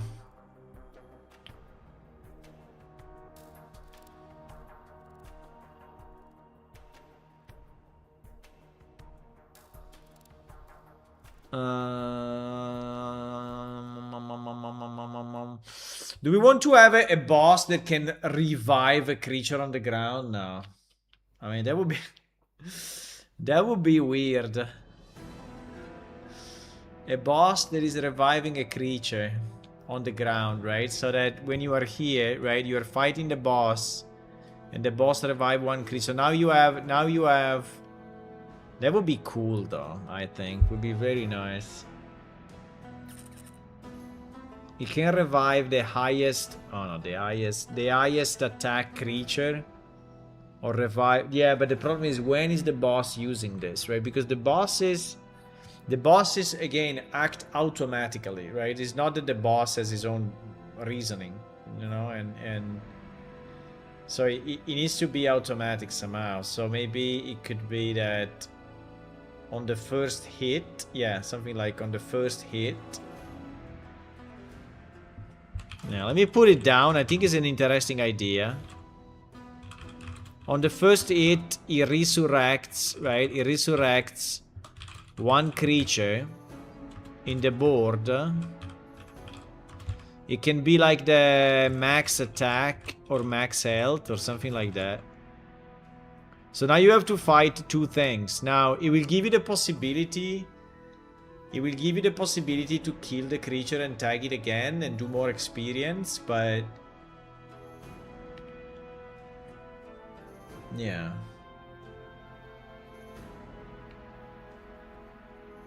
I think it's a very interesting one. This one is a very interesting one. I don't know how it will play out, but I think it's very interesting. Backstab on the boss, I don't think so. Or on the creatures. Well, no, as we were saying, there could be creatures that do more damage to the back or more damage to the front, right? I think more damage to the back is devastating because the back is usually less protected, right? So if we have a boss that says well,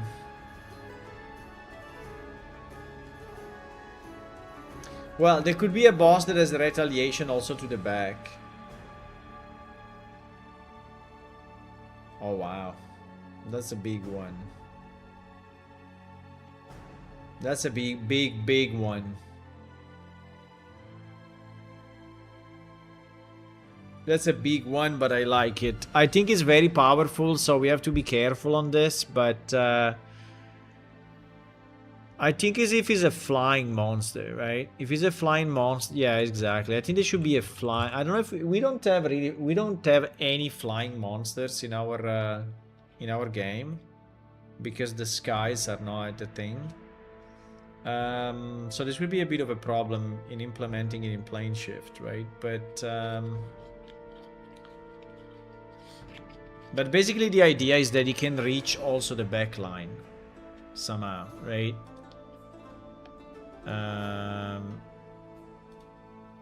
So that he has a range. Well, it can have any ranged attacks, right? But the problem is the retaliation, right? I want the retaliation.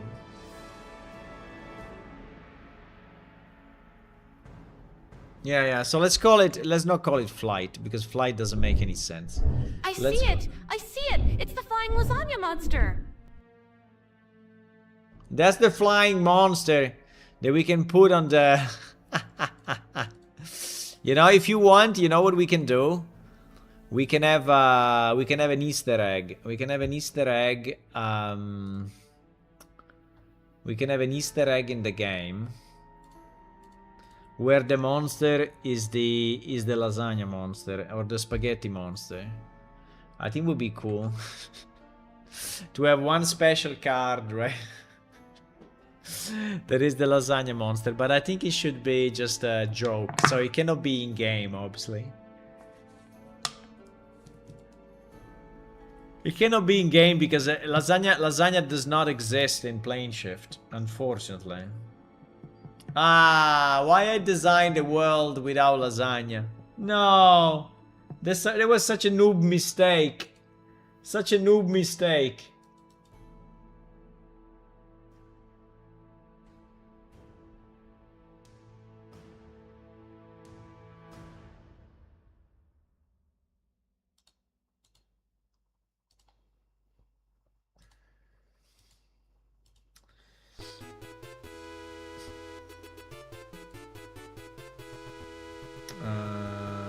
not this. Wait a second.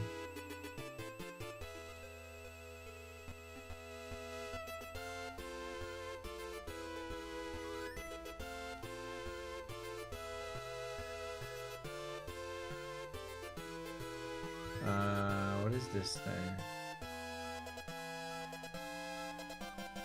Staff.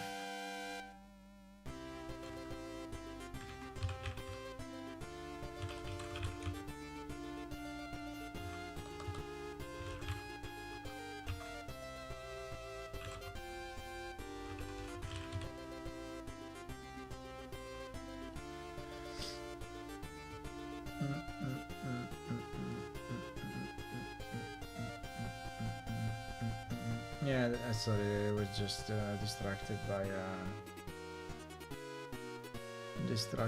by some messages. Okay, I'm back.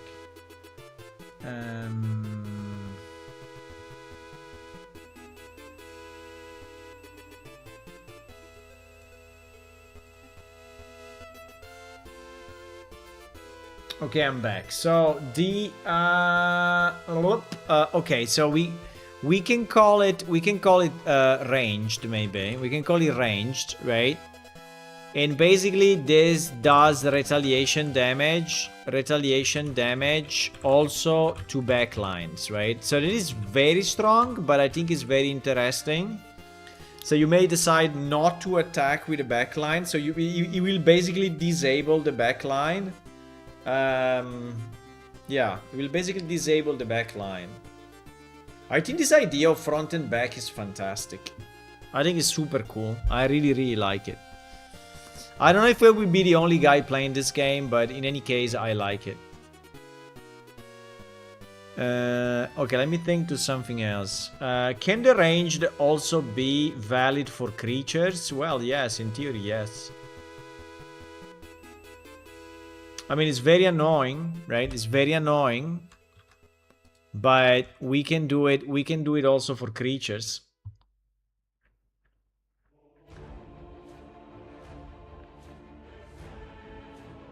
I mean, on a normal creature is a bit strong, right? So I think it should be done only for very few special creatures with low damage, right? So the creature should be low damage, otherwise it's a mess. The creature should be low damage, right? Otherwise it's a mess.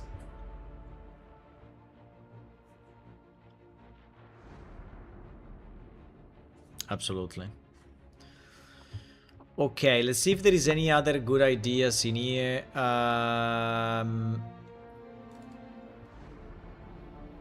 Focus, gives +1. No, multi-shot.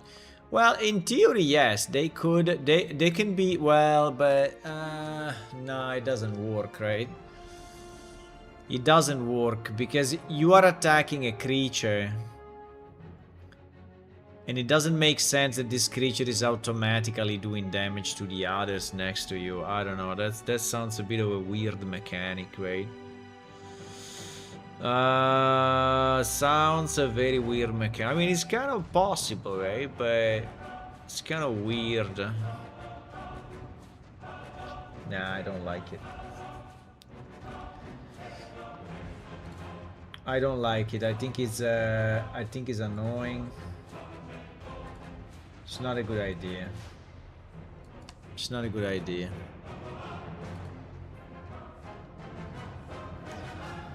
It's not a good idea. Okay, so we don't do it. Stealth, we said something about it already. Magic Burst. Whenever you cast a spell... Oh, wow. This one is cool, though. This one are anti-magic creatures, right? So basically creatures that are gaining +1 while you cast spells, and I think that this could be permanent actually, not just temporary, right? I think on your heroes can be temporary because otherwise it becomes insane, but on creatures that then you kill, right? Whenever any player, right, any player casts a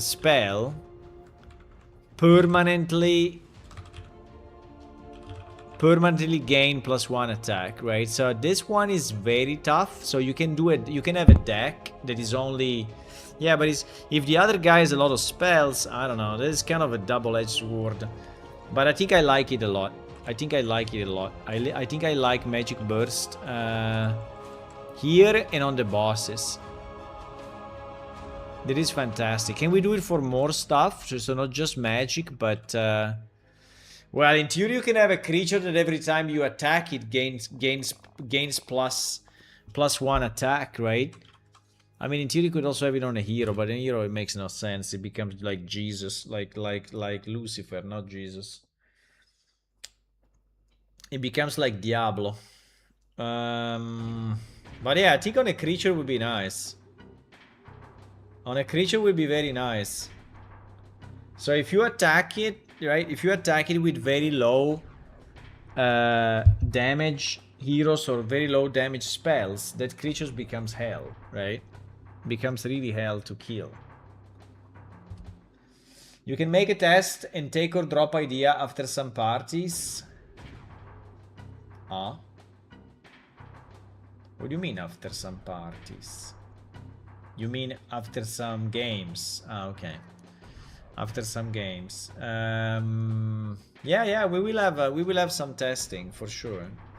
But you know, yeah, we will have some testing and people will test, and some of my friends maybe will test if they want. Someone will test. Yes, I will test. And we can change them. But the problem is that, you know, I have to add these things to the game to be tested, right? So I want to have a good set already, so that I don't program stuff that then I remove, right? At least as little as possible, right? As little as possible.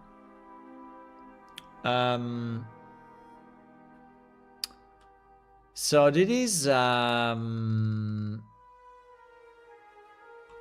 how do we call it? We call it Berserker, or we call it Berserker.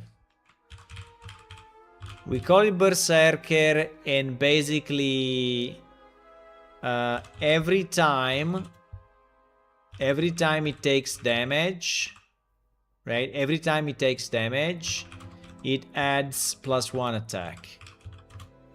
Oh wow. Can be the same also for the boss. Same.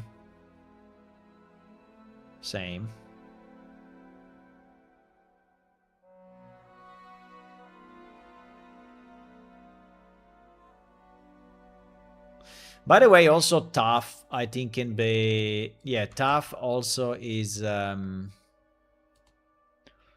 capability of the boss, right? I think this one, these four are shared, right? This one are the same for creatures or for bosses.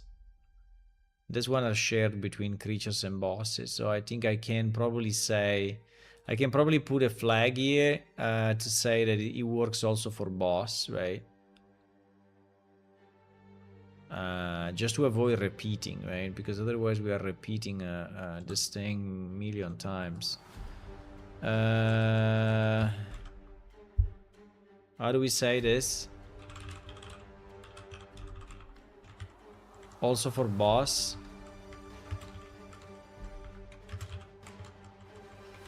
Because I think the majority are the same. Or we can say see above. Maybe we can say, we can have this and we can say see above, so that we just change it one time, right?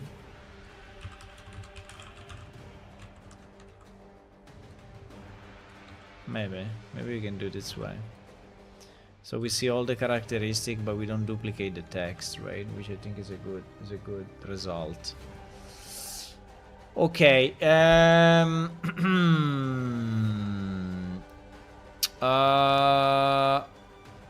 So Magic Burst, I think we added, yeah, which is the Berserker. Then there is the Magic Burst. Whenever you cast a spell, temporary gain +1 attack. Yes, this one we put here. This one we put already. AoE attacks. AoE attacks for monsters. I mean, AoE attacks for monsters. I mean, remember that monsters only play with retaliation, right? They don't attack by themselves. Well, they attack at the end of the turn if no one attacked them. I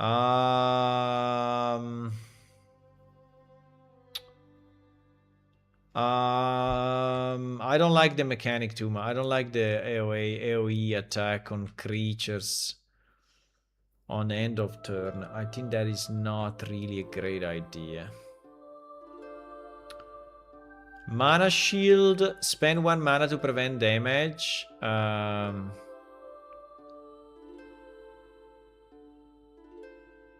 Well, we can have the reverse, right? We can have magic shield. Magic shield, which is I cannot type. Which is whenever a player casts a spell, permanently gain +1 health, right? Yeah. And I think this thing may work also for the bosses, just to a bigger extent, right? So maybe for the bosses is +2 or +3 or +4. So this will basically disable magic somehow, or anyway, yeah, like lower the magic. Okay, I think it's a good idea. Healing is kind of easy, right? So we can say that at the end of the turn the creature is healing for 2 points or 3 points, or yeah, I think healing we can have healing on creatures, right? So at the start or end of turn, right? Heal for whatever X HP, I don't know, 1, 2, 3. I mean, I think all the numbers in theory have to be revisited, but I think it should heal for a reasonable amount, right? If you heal 1, I think it basically does nothing. But if you heal like 3, right, is like -1 attack, right? So I think it should be like 2 or 3 HP. I think 2 or 3 HP at the end of the start of the turn. Now, what is the difference between start and end? Well, it is a different again, because if you do it at the start, you are preventing damage. If you do it at the end, you are increasing survivability for the next round. So I don't know, maybe. Yeah, but let's give an indication, like 2 or 3 HP. I think healing is a good idea. Mending basically will mean for a creature to be able to heal a nearby creature. But I think it's weird. I don't think it should be that way. I think the creature can heal itself, but healing another creature I think is weird. I think it's weird. There are fireworks outside my house. I hear fireworks. Or is someone shooting a lot? Or I don't think so. Or they are fireworks.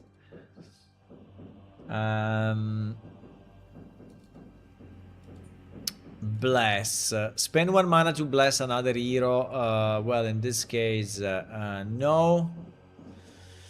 Okay, I think we covered them all, right? We covered them all. I think we have a good block of new abilities.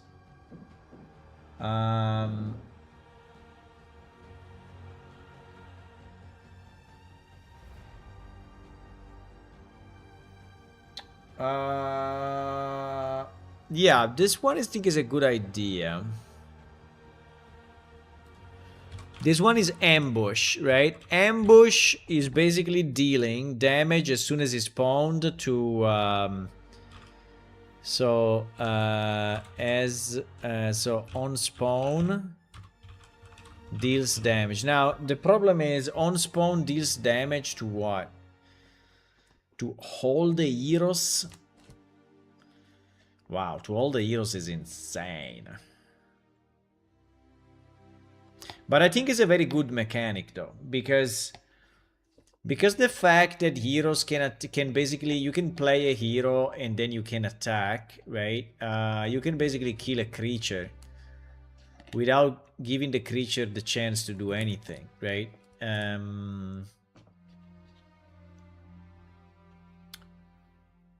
The only problem is that yeah, but it can, yeah, it can. I think I think it can. I think that we can have an ambush, right? On spawn deals damage to front. For example, deals, I don't know, 2 HP damage or 1 HP damage, 2 HP damage to front. In theory, we could also have an ambush back. We can have an ambush back that does that on when he spawns, he does this deals 1-2 damage to back. I think would be cool actually. And I think the bosses could be exactly the same. So I think these mechanics are nice mechanics. I really like them. I think these mechanics are kind of cool. I like them. In France, a YouTuber with Italian origin have takes 6 months of jail because he have to do a big firework in Paris to promote his last video about Napoli. Okay. Wow, 6 months of jail because he did it without asking permission, right? Because I think you can ask permission, no? I don't know if you can. I don't know if you can just. I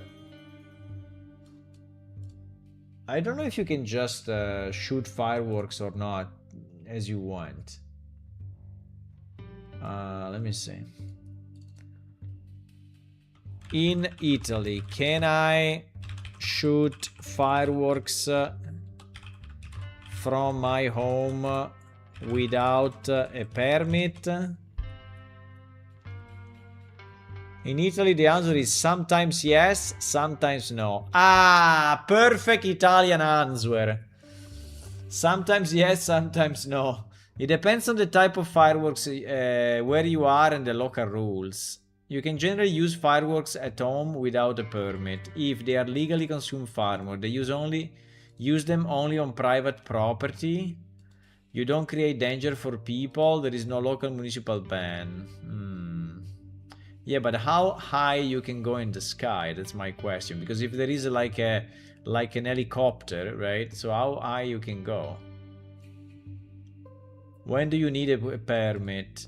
Fireworks are professional grade, F3 or F4. They are doing a large display. You launch them in uninhabited area. Your city has a temporary permanent ban. Yeah. So if you... Yeah, if you do like big ones, you need a permit. Yeah, if you do big ones, you need a permit, also in Italy. I don't know if people are really... I don't know if people are really doing it, right? I mean, asking the permit. I don't think people do, but in theory you should. Right? In theory you should.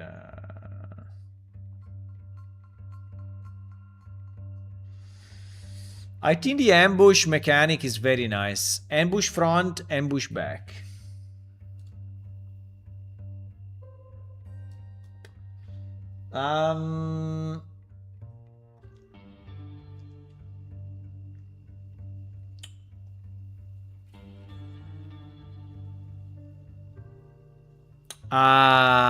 The vampiric. We forgot completely the vampiric drain. Do you want to have a vampiric also on heroes? Oh my god. Yeah, I would say so. I think there will be some that have for sure. Vampiric can be every hit restores, you know, 1-2 HP. I think it should be very, very, very low. It should be very low, because if it's high, this becomes impossible, right? It becomes like GG. So if you have a big tank with vampiric weapon, I mean, that's like insane, right? Yeah, actually I'm thinking, should it be the hero Should be the hero or should be the weapon, right? That does vampiric. Maybe should be the weapon. You have some crazy fireworks in Italy. I remember the village you exposed it so much. Yeah, there are, yeah, we do. I mean, there is always people dying from fireworks every year. I don't know how many people are dying in Italy from fireworks every year, but it's a lot. I mean, it's a lot compared to 0. That is what it should be. I think vampiric on creatures is fantastic. And vampiric on bosses is fantastic as well. Now, I think we should have vampiric on items.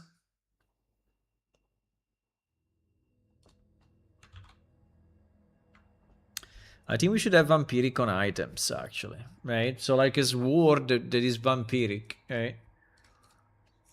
Yeah. Absolutely. Absolutely, my boys. Okay. What else?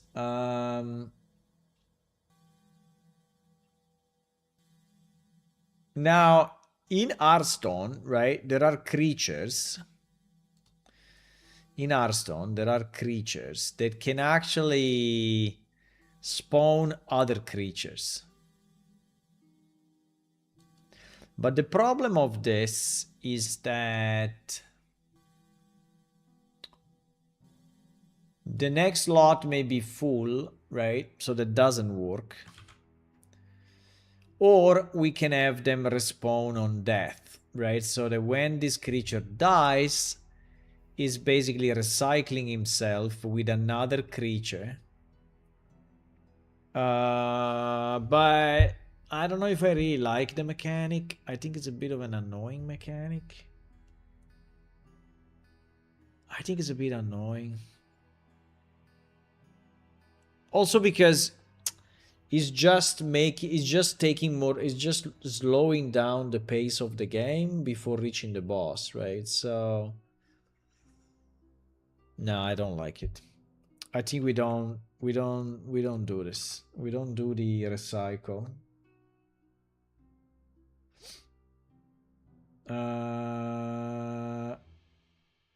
Okay, let's see if there are other ideas for creatures. Well, I think for creatures we added a lot. And for bosses, we also added a lot, right?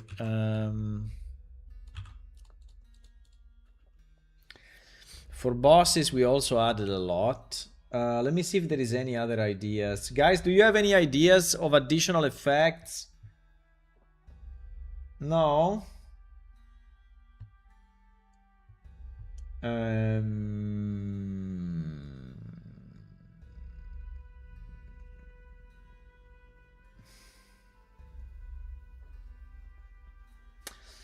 Yeah, there can be another spell in spell disable, right? Which can be that spells are costing more to cast, right? I think it's not a bad idea.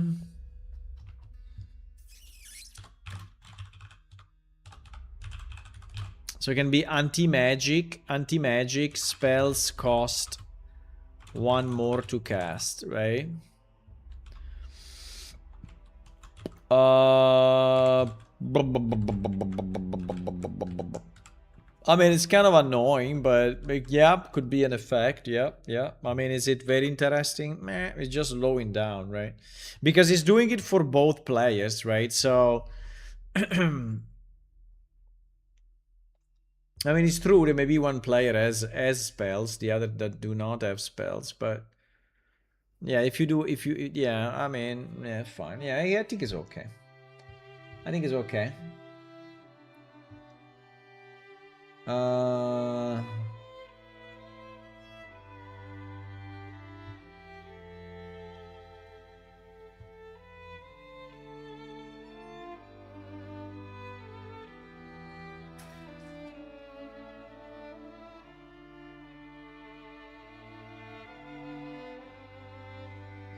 Yeah, they can also be the opposite. They can also be the opposite, right? The monster is particularly weak to magic, right? So it takes more damage from magic. Does it make sense to you? San Severo, what happened there? They exploded.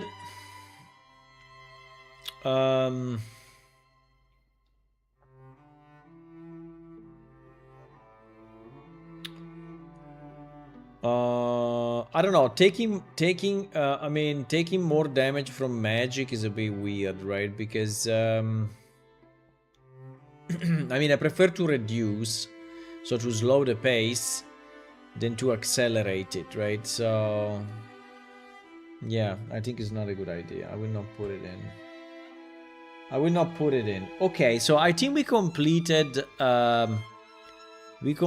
heroes types and some heroes abilities. I mean, we didn't put many, but we added some heroes abilities. We completed the creatures abilities and the bosses abilities, right?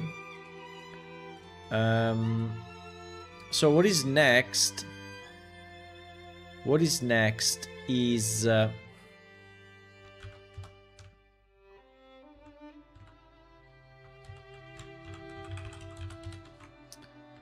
what is next is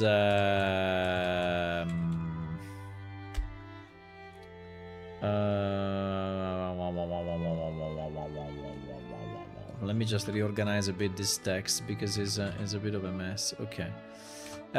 What is next are locations. So what are the abilities or the effects of locations? What are the effects of spells and what are the effects of items? But it's already midnight. I think I'm gonna go. Also, I don't want to. I know that not many of you are interested in this card game. For now, before it becomes the most famous game in the world. But yeah, it will become the most famous game in the world, I'm sure. And so yes, I think with this, guys, I will say bye-bye. So thank you for watching, and I will work more on this. But I worked like as a second project, right? So the main project remained PlaneShift, and I just, you know, reason a bit on this sometimes, and I do small changes to the code when I can, and like maybe tomorrow morning I can do a bit on it, or Sunday morning, maybe. Okay, guys. Thank you for watching. If you want to click on follow on Twitch and subscribe on YouTube, that would be nice. Also, if you want to play our game, remember it is on Steam. And you can also download it from our website. And yeah, that's it for today. Bye. I will see you tomorrow. I will see you tomorrow afternoon, okay? Afternoon. Around 4 or 5 p.m. Around that time. Have a good night. Have a good night. Bye-bye.